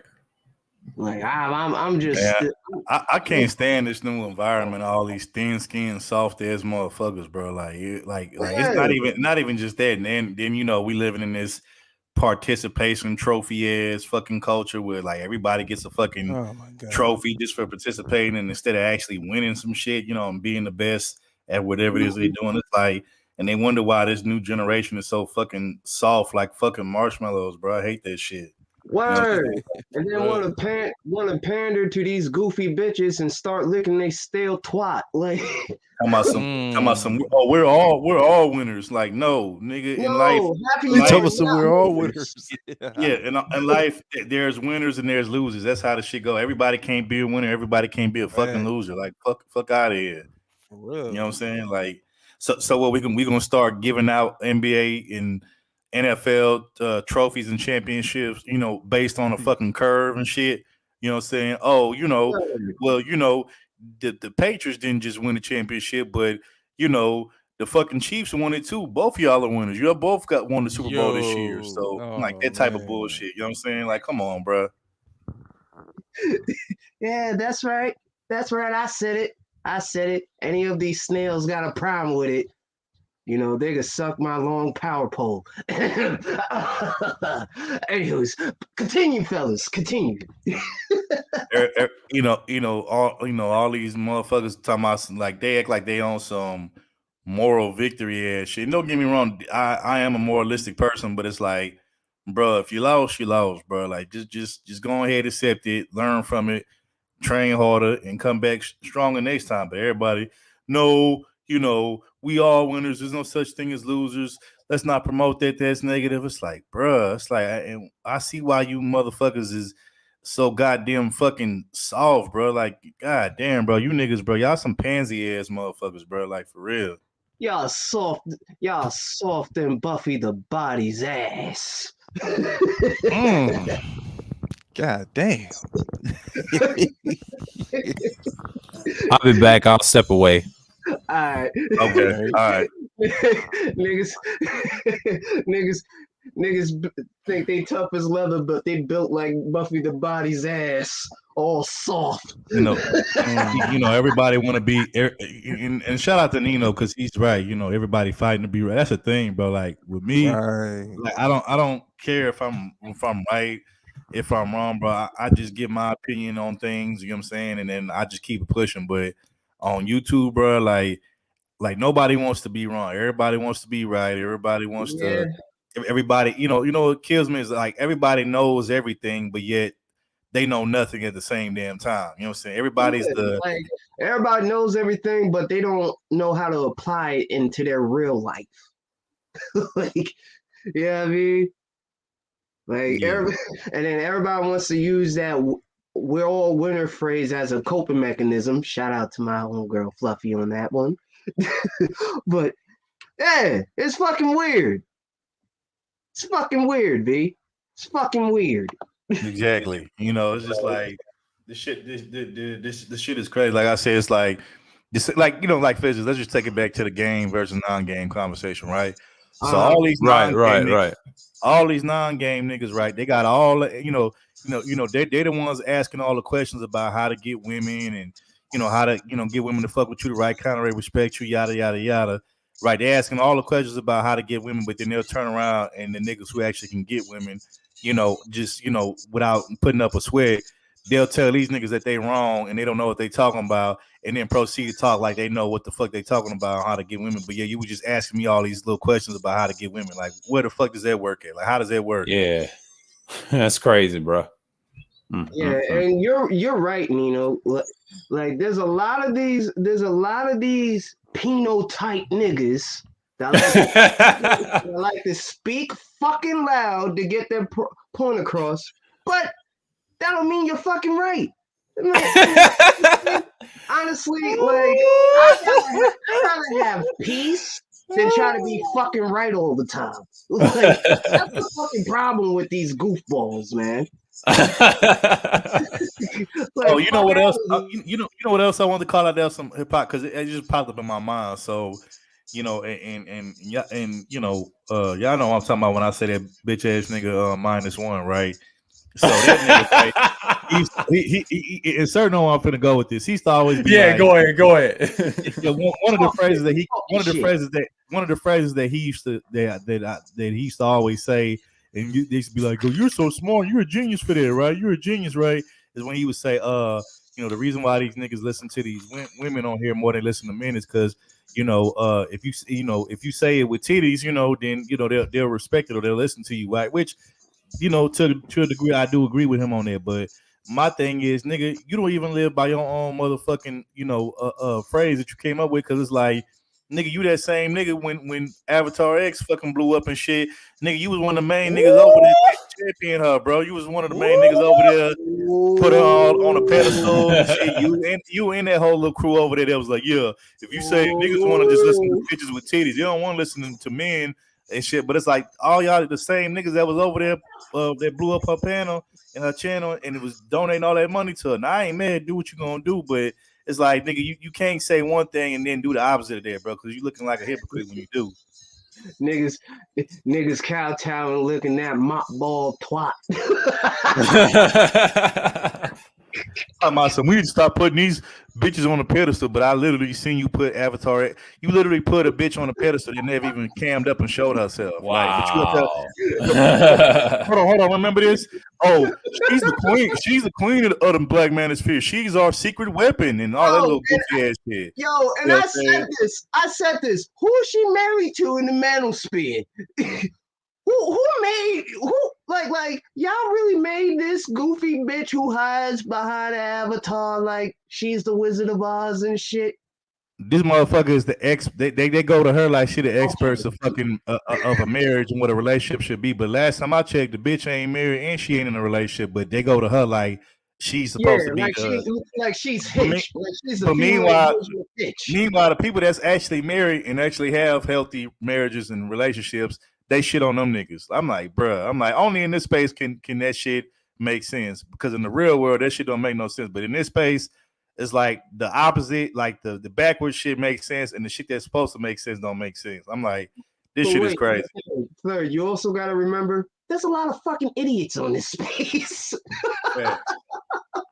There's a lot of bro. Only in this space. Only in this space cadets. Like, I'm gonna show you how backwards this space is. So only in this space can you actually have like niggas who actually identify, well, they won't ever just come out outright and say I'm a trick, but they'll say, oh, lead with your wallet, which that's the same thing as tricking. It's just a fancy way of saying I'm not a trick. But anyway, you know, only in this space can a nigga say, when it comes to women, lead with your money, lead with your wallet, your material possessions, right?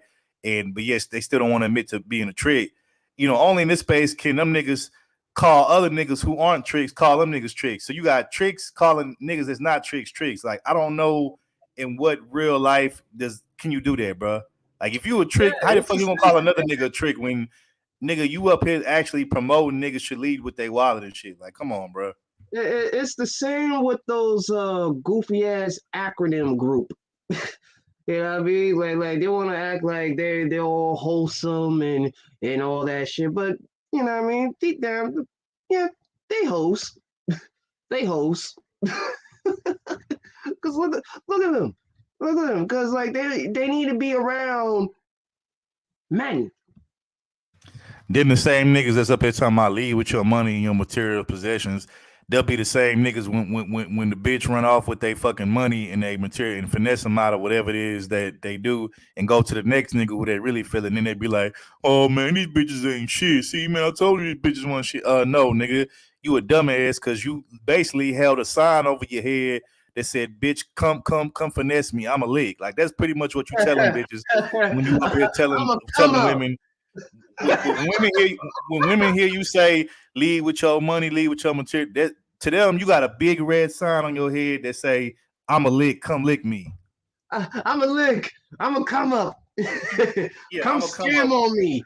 Yeah, come finesse me, you know what I'm saying? Come finesse me, you old. Come finesse me, looking ass niggas. That's true, Nino. No, that's true. But I'm not talking about those. I'm not talking about the bitter married niggas. I'm talking about the niggas who actually have that's married that actually have, healthy, functional, happy relationships.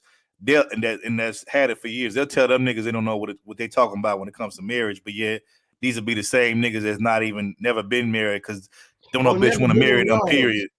Never been in love before, but these niggas act like they know everything. Like, man, sit your single ass down, nigga. You got niggas talking about in this space that they a dating coach, but they 50 years old crying about some shit that happened in their prom, like years ago. Like, nigga, you still ain't got over your senior prom, but you in your 50s, but you talking about you a dating coach, nigga. If you don't sit your capping ass down somewhere, yeah. Yeah, Fluff, without kids, those niggas. And let me tell now that we're on this topic, because Fluffy, she is my main witness. Because before I actually started like streaming on this respected space that allows fuckery, I seen a lot of that fuck shit on another site, Tiny Chat, which I know all three of you are very familiar with. Yeah, there's a lot of there's a lot of fucking characters on that site, and I would not recommend nobody to even go to that site. Like, I recommend y'all don't. All right, because like just think of Tiny Chat like this dead ass space on here, pretty much. You know what I mean? Bunch of loudmouth ass motherfuckers.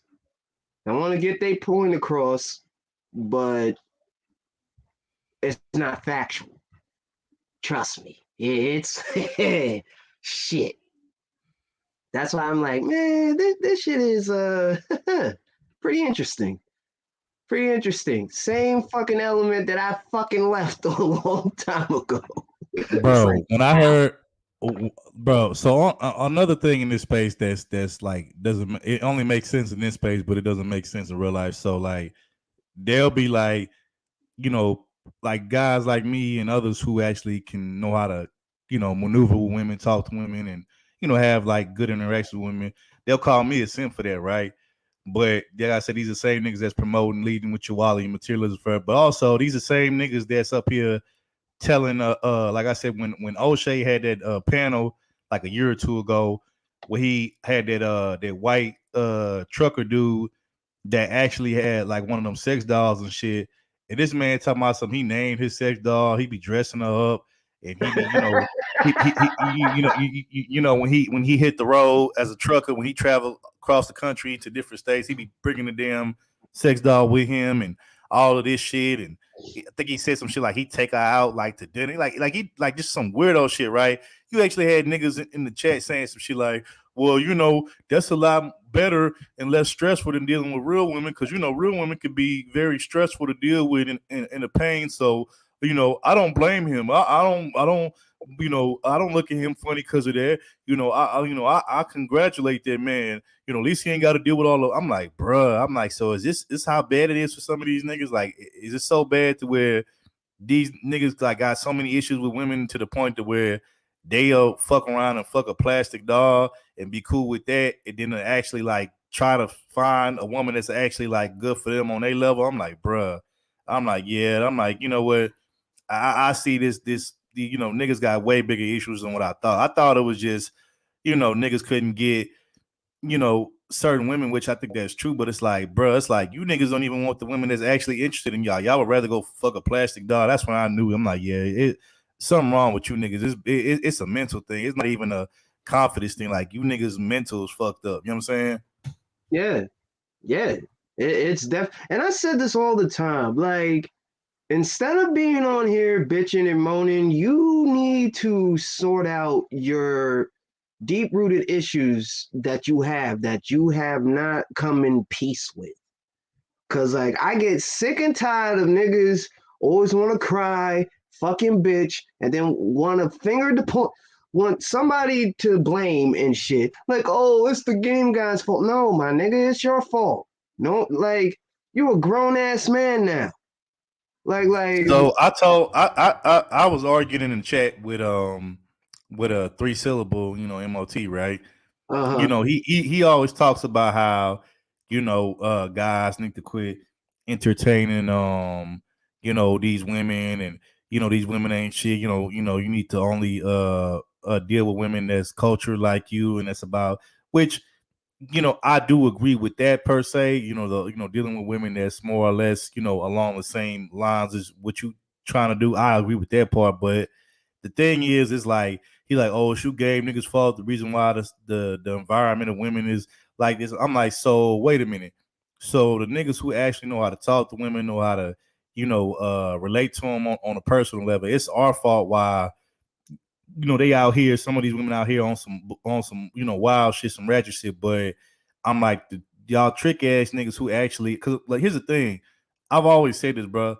These trick niggas, bro, they really are the ones that's incentivizing these women to be on some bullshit. Because when you paying a chick that ain't shit, and she ain't shit just for some quick access to her damn box, bro, what you're doing is you're not just tricking and paying for the sex. What you're doing is you're basically, validating and financially incentivizing her bad behavior and her bullshit to keep doing what she's doing. You know what I'm saying? And then at the same time, while you're doing that and paying for it, what you're doing is you're basically giving your money away. You're incentivizing her bad behavior, and you're pretty much giving away all your pride, your dignity, and respect. You know what I'm saying? All at the same damn time. So it's like, to me, it's like, because let's be real, if niggas was to stop tricking today across the country, across the world, bro, and was like, nah, bro, these women gonna have to get with us based off of who we are and what we stand for, and then if they worthy of us spending money on them, then we'll get to that part. Then like a lot of these women would stop tricking. I mean, stop hoeing and shit. You know what I'm saying? But they don't see it that way. They look at it like it's the niggas are us, our fault, quote unquote, the game niggas fault. Why? The shit is fucked up. I'm like, so I'm like, I don't get that though, because I'm like, nigga, it's not niggas like me and you were trying us out here paying these, these Instagram thotties, for the shit that they do. Like, we not doing that shit. It's these, you know what I'm saying? Hell no, it's these niggas. It's like it's these niggas that want to talk about their anti-game, but they moving like a trick. Yeah. You know what I mean? Like they want to talk all this cash shit about game is useless because they heard it from who was also using his mouthpiece and saying that game will not get you fucking nowhere. And I already know. Yeah, let's keep it. It's like let's keep it all the way 100. You know what I mean? Because obviously you're gonna have to talk to some of the females in your fucking family. It's like, what? You scared of them too? Goofy ass nigga. It's like, why is it so hard for y'all brothers to look at yourself in the mirror and just be true to yourself? If you don't want a woman, cool, but stand on your fucking truth like a fucking man. Instead of acting like a fucking pansy. Because this is the main reason why the fucking space is dead. Because of you fucking bozos. He said debate niggas is the problem. Exactly. The wordplay. Yeah, of course. Yeah, and it's also these nondescript debate ass niggas. Always want to fucking debate, but when you let Uncle Ism come on to the panel and wants to talk about game, what happens? Oh, y'all niggas run. No, they fold. That was funny, but that's how they are. But those guys that ran off path, they don't really care for it, and that's cool. They stand on, but the ones that complain, obviously, Kuda has problems with. Yeah, those individuals we be throwing shots at, those are the ones you should watch out for because they're the worst ones, and they do the same hypocrisy on Melody's channel, and a few other channels I done seen. So yeah, I'm calling names out. Fuck them names because they're the same ones that I always give them names for a reason, and I roast them because it's stupid. That's where the split became. I don't care for neither one. Like I said this, I have no problem with people that if you love game, that's your thing. You know, I'm not gonna judge you. But my advice to them, just don't teach it to these ordinary men. They ain't gonna get it. Ordinary men ain't gonna get it.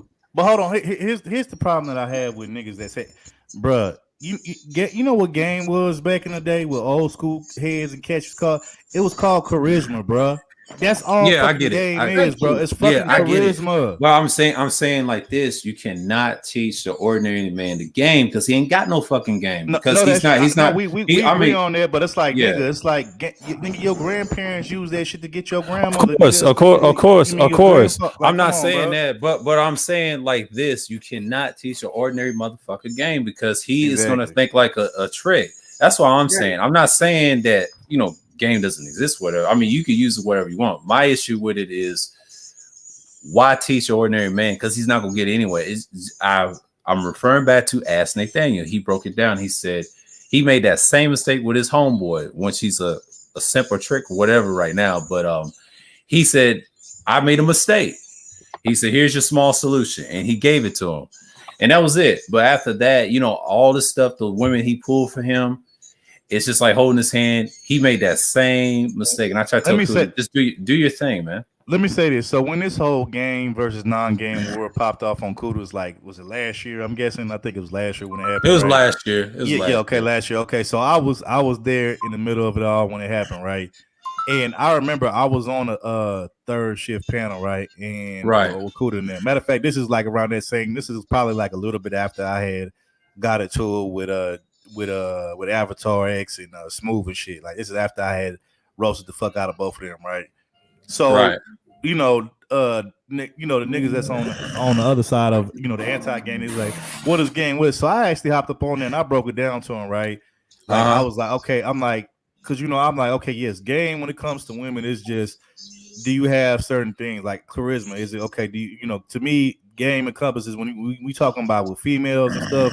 To me, game encompasses confidence, style, being able to read people, what I'm saying? Like, body language, that shit like that. Having really good verbal soft skills, knowing how to talk to people, whatever, and like being persuasive, right? To me, that's all of what game encompasses, right? When it comes to women. But I said, here's the thing. I said, I broke it down even. I said you could even use game and apply it like outside of the whole dating aspect, right? And I said, what do I mean by that? I said, what do you think a salesman use to sell whatever it is that he sells? I said, when you got a car salesman or a real estate, I said, you think real estate motherfuckers just sell shit just off of what they learn in the fucking real estate school? I'm like, no, they have to present it in a certain type of way, and they have to use they fucking mouthpiece to fucking, get you to persuade you to buy the shit. You know what I'm saying? Because you got plenty of people that, like for instance, my mom, right? My mom actually, for most of her life, my mom sells furniture, right? My mom, bro, she was like one of the top people, in the country, that for the company that she works for, that sells furniture. And because my mom knows how to, she I've seen her do it, bro. Like before, she knows how to work a room, she knows how to talk to people and all this shit, and she knows how to, get people comfortable enough to where she could persuade them to do whatever the hell she wants them to do. So, like that type of shit, bro. You can learn about certain things, but you can't, like, it's kind of like what you said. So you can't teach people how to be, how to be charismatic and shit. Like, you know what I'm saying? And so it has to be in you. Yeah, it has to be in you, not on you. So the thing is, like I said, you can use game, bro, to more than just women. You can use game as a salesman. You can use game in the corporate world, bro. Like when you're trying to move up in the corporate world, you think you're just gonna move up by being a quiet ass, shy ass, introverted ass motherfucker. No, you gotta be able to talk to people. You gotta go to your boss, fucking show him what your plans are or what you're trying to do and how you could possibly help the company save the money and shit like that. And you have to know how to fucking work a room. You have to talk to the people that's in the room with you and shit when you at them board meetings and shit. And all of that shit encompasses, having some sort of game, bro. But if you a nigga that's just scared to even fucking raise your hand and you don't want to say shit because you scared motherfuckers gonna look at you funny, like, nigga, you not gonna get promoted, bro. They don't want no shy ass, timid ass niggas that's gonna promote their fucking company. Like, you think they're gonna put a shy ass, unsure motherfucker out there to sell a damn Ferrari for What's going on, Sheila? Ferrari. Like, no, they not. You know what I'm saying? So it's like, bro, it's like you can apply game to more than just women. It's just that when we say game, they automatically think, oh, we just talking women. No, you can use game in more than just one avenue of your life, bro. You can use it in your career, bro. You can use it for women. You can use it for many different things, bro. But you know, like look at a politician, bro. What do you think politicians use? You think they just use stats and numbers and good speeches? Like, no, bro. They use charisma. They use charisma. Bro, Obama was probably like the biggest game president we ever had, bro. You know how smooth that nigga was? In a way, yes, I agree. That nigga, bro, Obama, bro, that nigga was game to fuck up, smooth talker, you know what I'm saying? Yeah, he's from Chicago. Bro. Yeah, he's from Chicago. That's why. Bro, Bill Clinton, all Bill Clinton had to do was fucking play the damn saxophone on Arsenio Hall show, and everybody lost their fucking mind. Am I lying? Am I telling the truth? You telling facts? I mean, we know that, but you know, come on, bro. But Bill Clinton, but game don't exist though. But game don't exist. Like, fuck. Yeah, they finesse. Everybody finesse. But I'm just saying, like this: an ordinary man don't need game because he's not built for it. Like I said, it has to be in it on you at the age of 6. You got to know who you are before I would say age of 6. And shouts out to Gully and Ass Nick Damn. Thank God for this because I'm glad he did that stream about dating coaches and all that. I know he don't fuck with them because I don't consider them on the G side because they nothing but tricks too on the low. Because every time they slip up and trying to say they're pro game, but deep down, you're just as bad as niggas that hate game too. Because it's funny that the real ones that actually did it, they don't have to brag about it. They're cool and they have charisma. Yes, you can finesse a bitch. Yes, but the whole thing is yourself. He tried to teach that to his homeboy. He knew he was an ordinary person. And the sad part about it, you know, he went down the road. He didn't learn nothing from him, but he did some rearrangements. He gave him some advice. Here's your apps. And he took it. He took it and ran with it. But most dudes won't accept that and try to complain about it. Well, you are actually in it. I hate to say, yeah, you're in the game, but you're a different type of game person. You know, we call you the team. Fucking Donald. How you think Donald Trump, bro? Most people was like, man, Donald Trump running for president. Like, I remember niggas was actually was looking at that shit like it was a joke. Like niggas was laughing. It was like, man, that nigga ain't never getting. That's just some like publicity stunt and shit. Then when that nigga got and I told everybody, I said, look, I said, I got a feeling. I said, I got a feeling this motherfucker gonna get in there, bro. And bro, nobody want to believe me. People's like, nigga, this just for show. This just him, you know, trying to up his celebrity status. I'm like, all right, watch. And then he got in there, and niggas was like, how the fuck did he do that shit? You know why? Because he finessed the fuck out of you niggas, bro. He's no known finesser. Not only that, he trolled his way to the White House. He's a fake conservative. He's always been liberal, man. This ain't got nothing to do with matter of fact, they got a quote of him like years ago saying, if I ever run for president, I'm gonna run as a conservative because all you got to do is say that's a con game. That's a con game. He used that. He was gonna get it. Yeah, he was quoted saying that shit like years ago. Yeah, people try to say that, but the reason he quoted that is a hustle. He did that. He got it from his grandfather. His grandfather lied about a lot of real estate shit, borrowed from Germany, took his ass to New York, and they kept him there, right? He got it from his grandfather. His daddy wasn't shit, but his grandfather was. That's what he got it from, because he was the one. He was that one dude that know how to finesse and had the money. And a lot of people couldn't fuck with Trump because, one, the election was, sidebarred, and it could have been anybody's game, but Hillary was a mistake, and they didn't want Hillary because she was a woman, even though he won by default. And everybody knew he was going to win that. Of course, when it came to Hillary, now if it wasn't, he wouldn't have won that because we would have known. But Trump had the easiest Republican probably run in years out of any president, even though he wasn't presidential.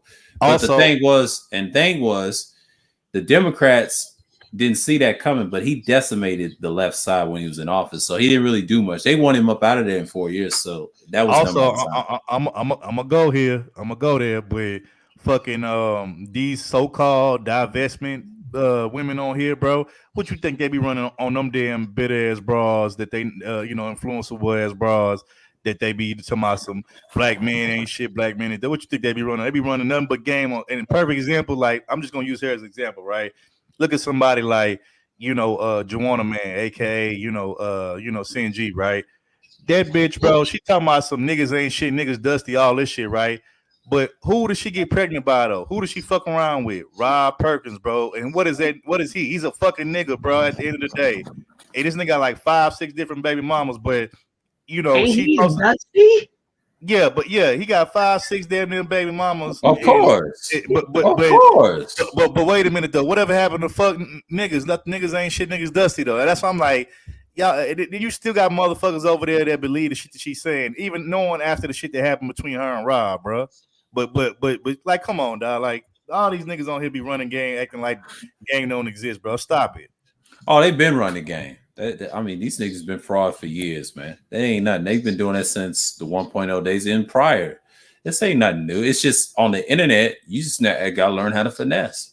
That's like in sports. I mean, the sports is so finesse now because it's gotten worse. That means you're soft, but in a different way, not street way, but that's how people love the offense. You know, back in the day it was physical, it was gruff and tough or whatever.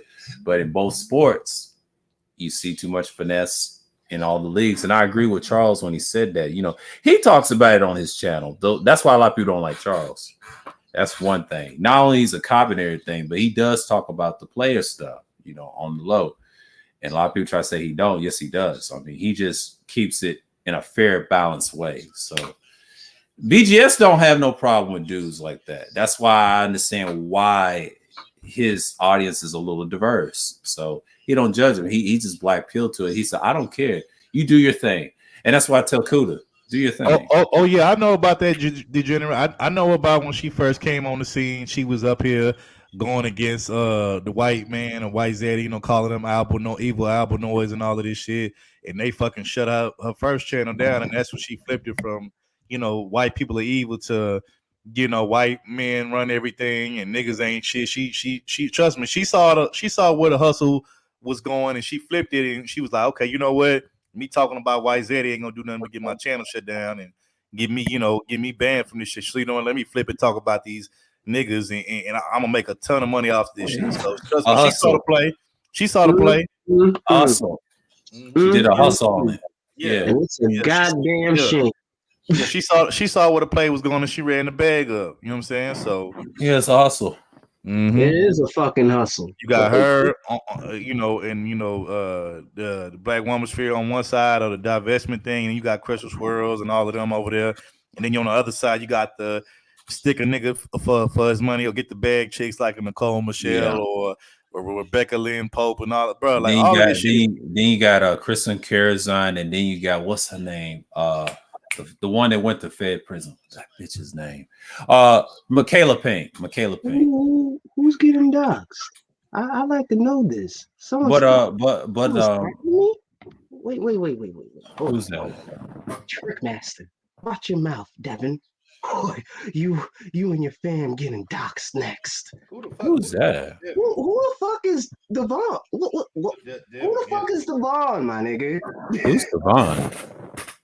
Devon? Hold on. I took care of that. They out of there. I don't know who the fuck that is. Like who the fuck are you? Like what? These niggas are weird. Trickmaster. Mm-hmm. I see you, Trickmaster. I don't know. I don't know who no Devon is. I don't know who the fuck that is. I don't really give a fuck. I'm like, who the fuck is Devon? Perfect example of finessing and running game, bro.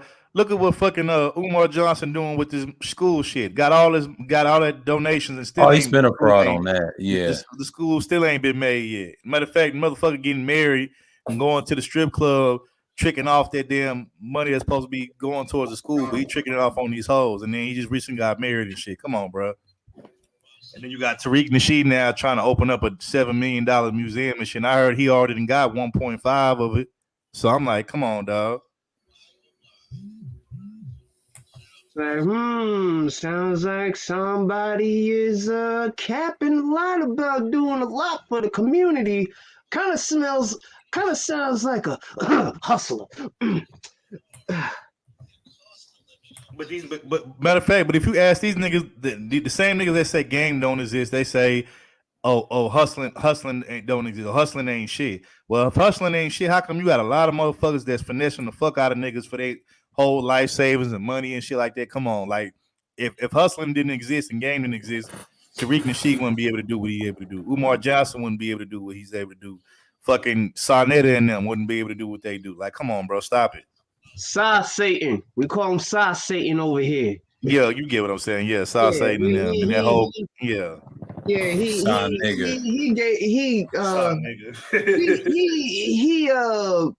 demolished his black card. So yeah.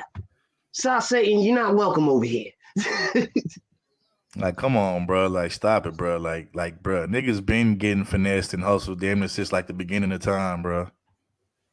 Yeah, in the beginning of time, and they still gonna keep on hustling. Keep on hustling, you dumbass niggas. Oh, that's probably the second time that Rashawn had a troll. I remember a stream we was on together. Third, it was like months ago. And they was talking about that bullshit with those hoes. And this is why you had the mic. And I remember, I forget the name of that stream that Rashawn did. I was on the panel too. It was on my troll was just in here earlier, the one that's going around with the fake account of me. Yeah, that's probably his. Well, actually, that's Rashawn's third troll then on the same stream. But the first one was he was talking some mad shit and he was defending those hoes over there. And it was like months ago. It was around the summertime. I'll never forget it. And then I had like 3 trolls and I blocked them. So yeah, I don't know who the fuck is Devon. So who the fuck is Devon, B? Like all these goof troops. Like what are you doing? Yeah, I don't know who Devon is. Because I know that ain't my name. I can tell you that for sure. That ain't my damn name. And I don't think there's neither one of y'all niggas' names. So I don't know who the fuck Devon is. Like who? Like ain't nobody named fucking Devon. My mama didn't name me Devon. The fuck? I think he's talking about you. He don't know how to say your name. Oh, okay. When I call him out, we know all about you and your family. You next. Oh, shut your bitch ass up. Like what's going on with y'all niggas? Like, trying to, like, y'all are weirdos. You get your head blown away if you try to dox Rashawn, man. You get killed out here. I'm trying to figure out who was he trying? Is he talking about you, Rashawn, or who he talking about? Who he's like? Bro, I have no idea, but I'm just like, who the fuck is Devon? Like, my nigga. Are you serious, black folks? Since when we became so sensitive? Oh, it could be the title of you. Yeah, that happens. I mean, fuck it. Who cares? Yeah, it happens. Yeah. Who cares? You probably in the algorithm. That happens. That happens. Yeah, true. Happens. But you know what? But they ain't gonna do shit. They talk all that shit. Yeah. Yeah, like they can talk all this shit they want, but it's like, why are you fucking mad at me for asking this serious question? Like, are you black folks fucking serious? And they got triggered. They got triggered by that. God damn. Like since then we became bitch ass niggas. Like, we go hard on each other, but we won't wild out whenever we see Zimmerman. Yeah. Like, get the fuck up out of here, man. Like, half of y'all niggas are not really built like that. But y'all wanna proclaim that y'all are on here. So y'all feel some type of way? I don't give a fuck how y'all feel. Cause it's the truth. Mm-hmm. All this shit that our predecessors did, and this is how we gonna repay them. They're probably laughing in their fucking graves with their bitch asses. That's crazy, bro. Yeah, it is. But you know what? It is what it is, though. Cause motherfuckers rather be fake because that's the new real. But they despise when someone keeps in it all the way a stack. So it's like, man, fuck them niggas. Who the fuck is Devon anyway? I guess we done trigger somebody else. Yeah, oh yeah, we Pino bitch ass. He came up in here trolling, with multiple avatars of me and all that shit, and By the way, Pino, quit sexually abusing your cat, dog. That ain't cool. Stop doing that. That's animal abuse. I should call Peter on your bitch ass for that. You know what I'm saying? Get your ass, you know what I'm saying? You know, banned forever be able to adopt any type of animal for that shit. He said, it's wrong. Be like SKC boy, this is wrong. Bestiality is wrong. It's wrong. I didn't even get to that part. You know what I mean? I didn't even get to that part that you really got some deviant predators in the community. Like, oh, don't get me started on them motherfuckers. Don't get me started on them predators. Cause shit. I'll speak that unwritten word so quickly. So these motherfuckers don't like me. I don't highlight Nito's last comment. It's very profound. He said, dude, I stopped hanging on certain channel because when I called out a child molesters, they tried to shut me up, and that is with no name calling. They appear to have lived that life. Facts. And that's common in these spaces. And then I don't want to throw Rue under the bus because someone like Randy accused him of that too on his old streams months ago. And then that's his issue with Bomb and them, the slug. I mean, he don't like her either. And the reason I'm saying this because I know Rue won't respond because that's the only person that can pull his whole card. And it's kind of funny because I look at people's problems with each other. I sit back and just laugh and be like, okay, who does not like who gets their feathers ruffled on panels? And the only thing I see is like these dudes ain't gonna do much. I mean, and it's laughable. You know, it's laughable. I try to tell Kuda they all have problems with each other, but they ain't gonna do shit. Ain't gonna do shit. Yeah, they ain't gonna do shit. Like all these motherfuckers gonna do is just argue like bitches all day. That's why I don't take these dudes serious till I break their damn necks, man. This is nothing new, man. They can't fight. Likewise, like half of these, like, man, I will crack half of you niggas' chest cavity. One fucking kick. Like, don't play with me. Yeah, like, don't play with me. Half of you niggas can't even fucking fight, but y'all want to be with that gunplay. Like, y'all some bitches. So when you go to jail, like, what you gonna use? And they cowards too. Stupid motherfuckers. Like, they don't want the fade. I told Big J in the chat this morning, I said, they ain't fuck a boxing match. Their head's about to be cut off, man. Fuck them niggas. You gotta see they get executed around here, man. Like, we don't play around here. Like, it's a villain spirit. Niggas don't want it over here, man. Yeah. The fuck y'all talking about? Y'all niggas are not that crazy. No, they're not. They some bitches in real life. We see them with splatter. I'm in stealth mode. If I see you up out of there, don't let me put a slug in your head, man. That's simple on GP, man. Fuck them niggas. They got a problem with me. They getting their eye missing. You know, I got a blade on my fucking table. Yeah, it's a box cutter, but you're gonna be stabbed with it, man. That's that simple. It's that simple. You know, like these dudes is dying left and right. What's the point? We don't even like ourselves. Yeah, that's it. I ain't fucking with these niggas, man. Like I said, like DS1 said, they always want to envy, man. Like I'm gonna talk about that tonight, man. That sucker shit I didn't. And then I'm gonna talk about the situation with the SKC thing, and then the generational bullshit I saw in BGS. I shake my head on that shatter point. That's the only thing. Because that's probably the last thing I'm going to talk about. It's ridiculous. Someone actually did take their dislike back. They're pathetic. I've seen it. You had 17. They took it back to 16. I told you they pathetic, man. They did that. They did that to me one time. But see, now they got scared, man. See, hey, will you highlight me? You know, I'm somebody that's disgruntled in this space. So do you see who I am now? Yeah.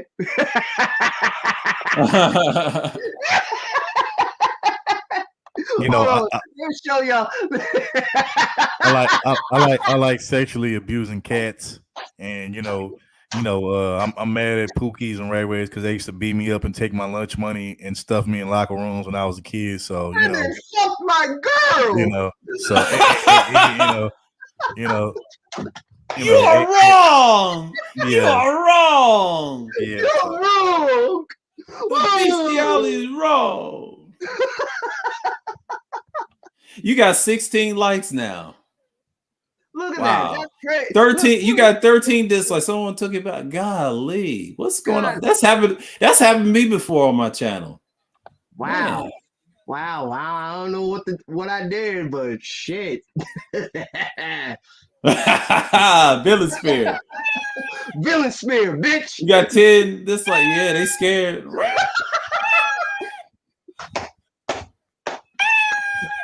Gino, put that fucking cat down. Step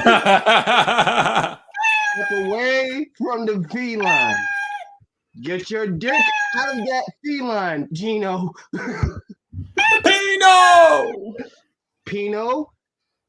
Pino, leave that cat alone.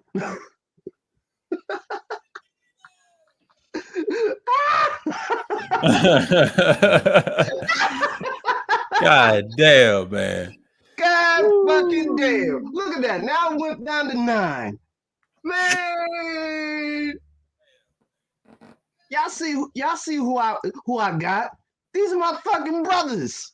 The Villain Spear, niggas. The Villain Spear is here. You got 15 likes and 9 dislikes. Wow, they scared. We must have told them off. This is how it sounds when I be abusing cats sexually.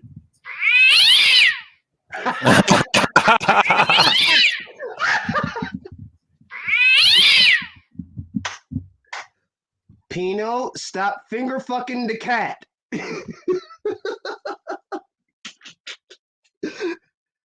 No, we do not do that to our house pets. What are you doing? What are you doing? If you want to finger fuck something, go get you another woman. If you got game. Oh, did I say that out loud? Shit. I'm sorry. My chest is still feel congested with all this bullshit.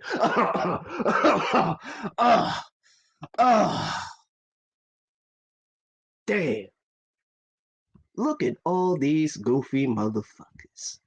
And we're gonna switch it off to my brother Sura Budayu. You know what I mean? He about to light up a classic fucking stream tonight.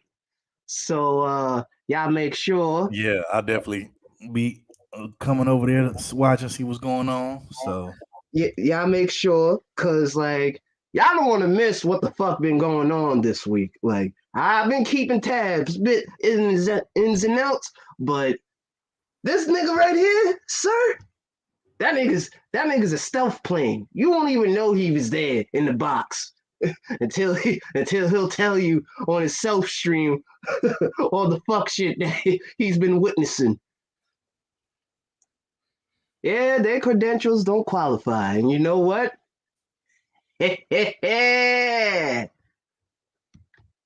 Niggas cannot say anything. I got no fucking stains on my jersey. Shit.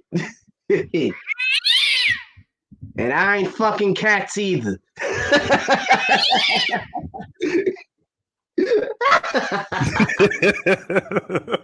we ain't over here. We ain't over here committing bestiality like some of these sickos.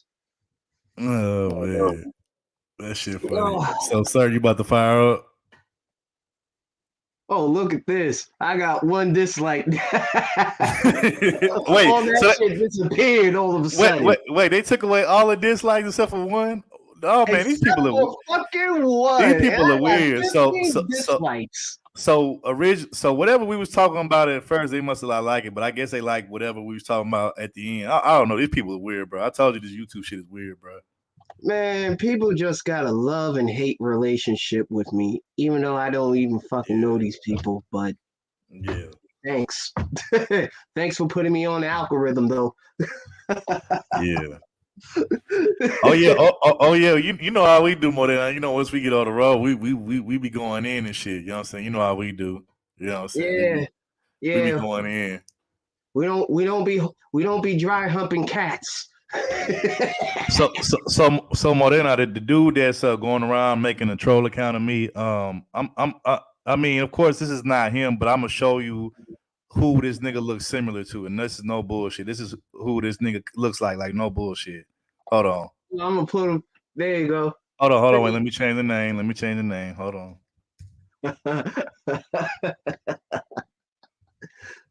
Like, yeah, cause you know some niggas some niggas were feeling some type of way.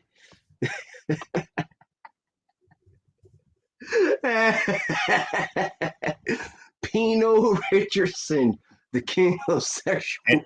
And for those who don't know, when Pino be sexually abusing his cat, this is what it sounds like.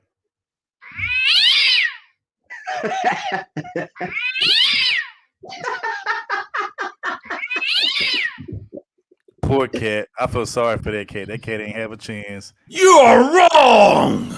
Mm-hmm. Yep. Pino, we do not finger fuck Mr. Bigglesworth. What are you doing? Your dislikes are gone, man. Wow. These people are weird. I told you these people are weird. No, that is these so people are weird. tricky. I told you these people are weird. But you know what? But they fanboys. Ask me that question again, Rashawn. You said you asked me what? You said, what am I doing? Is that what you asked me? I'll tell you what I'm doing. That's what I'm doing. Who cares about G Larry and Lil Big Nate? Fuck them dudes. I don't give a fuck about them. Like, chill out with your amorism, sir. Like, goddamn. Like, I'm too busy abusing my cat, sexually abusing my cat, because I can't get no real cat in real life. So you know. Pino, leave that feline alone, young man. Yeah, hold on. Stop humping that feline. I know your parents taught you better than this. Yeah. Yes, 3 hours when you're in. Oh, go pee. Yo, bro, you right. I just looked right. You ain't got no more dislikes, but you just. That's why I told him. That's why I told him. That's a fanboy. That's a fanboy. Bro, you literally had like 13, 14 dislikes, and now you got none, bro. That's crazy. No, he had 17 from the start, dropped down to 16 for a while. He had 16 and then got all the likes went down to 9, and it went to 0. I've been watching on my phone. I was like, man, yeah, you got a fan. You got a fan. Yeah, I got a fan. It must be one of those slugs. Yeah, it had to be. Must be one of they must. It's like, no, I don't want you. Like all you are not what I claim as my kind of woman. Thank you. But, well, I hold on, wait. Before I make my next statement, I just want to play this.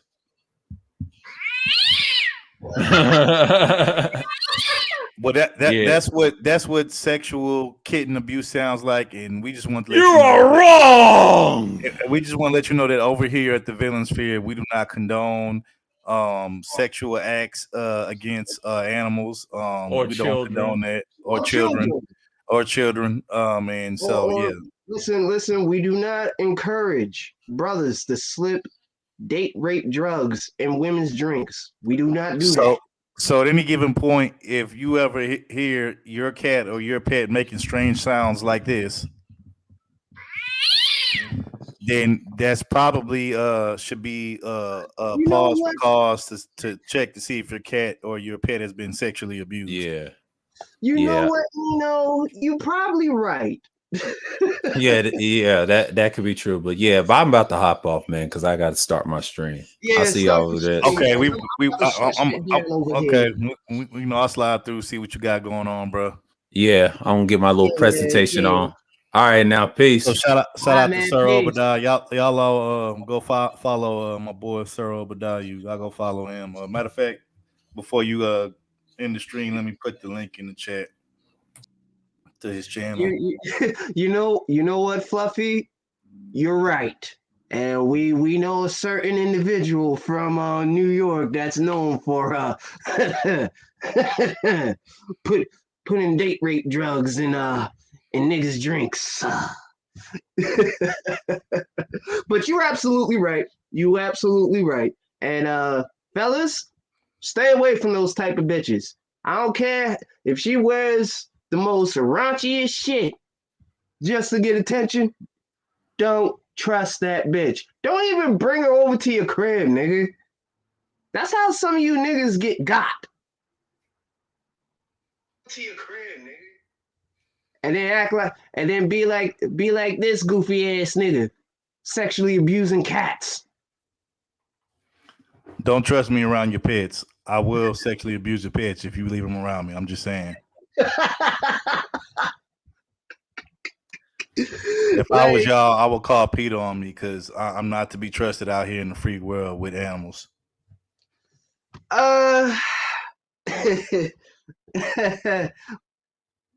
Cardi B, Fluff, Jesus, like you do not know that she is infamous for slipping Quaaludes in niggas' drinks? Shit, Pino Cosby. All right, I just put the link in the chat to Sir Obadiah's live stream. It should be starting in about 3 minutes. So if y'all want to come check the content out over there, the stream out, come check him out over there. Y'all click that link. Yeah, because this is a Villain Spirit takeover on this Thirsty Thursday. So y'all might not want to miss out on this. Yeah, he gonna be dropping some jewels over there. I know he gonna be talking about that shit that happened today earlier over on Sheila's and probably about some Manosphere history shit. You know what I'm saying? I'm guessing. Yeah. So, you know. Oh yeah, and let's not forget about that too, Marina. A lot of these niggas be waking up next to lady boys. She actually said that. She said that she would drug niggas and then she had them waking up next to lady boys. So yeah. Yeah, so shit crazy out here. That's why you gotta be careful. I mean, Fluffy, they're still out there too, but she's just one of them that just, went into celebrity status. But I want to put it past that there are some females that actually do that shit, and a lot of these niggas get suckered in. It's like, listen.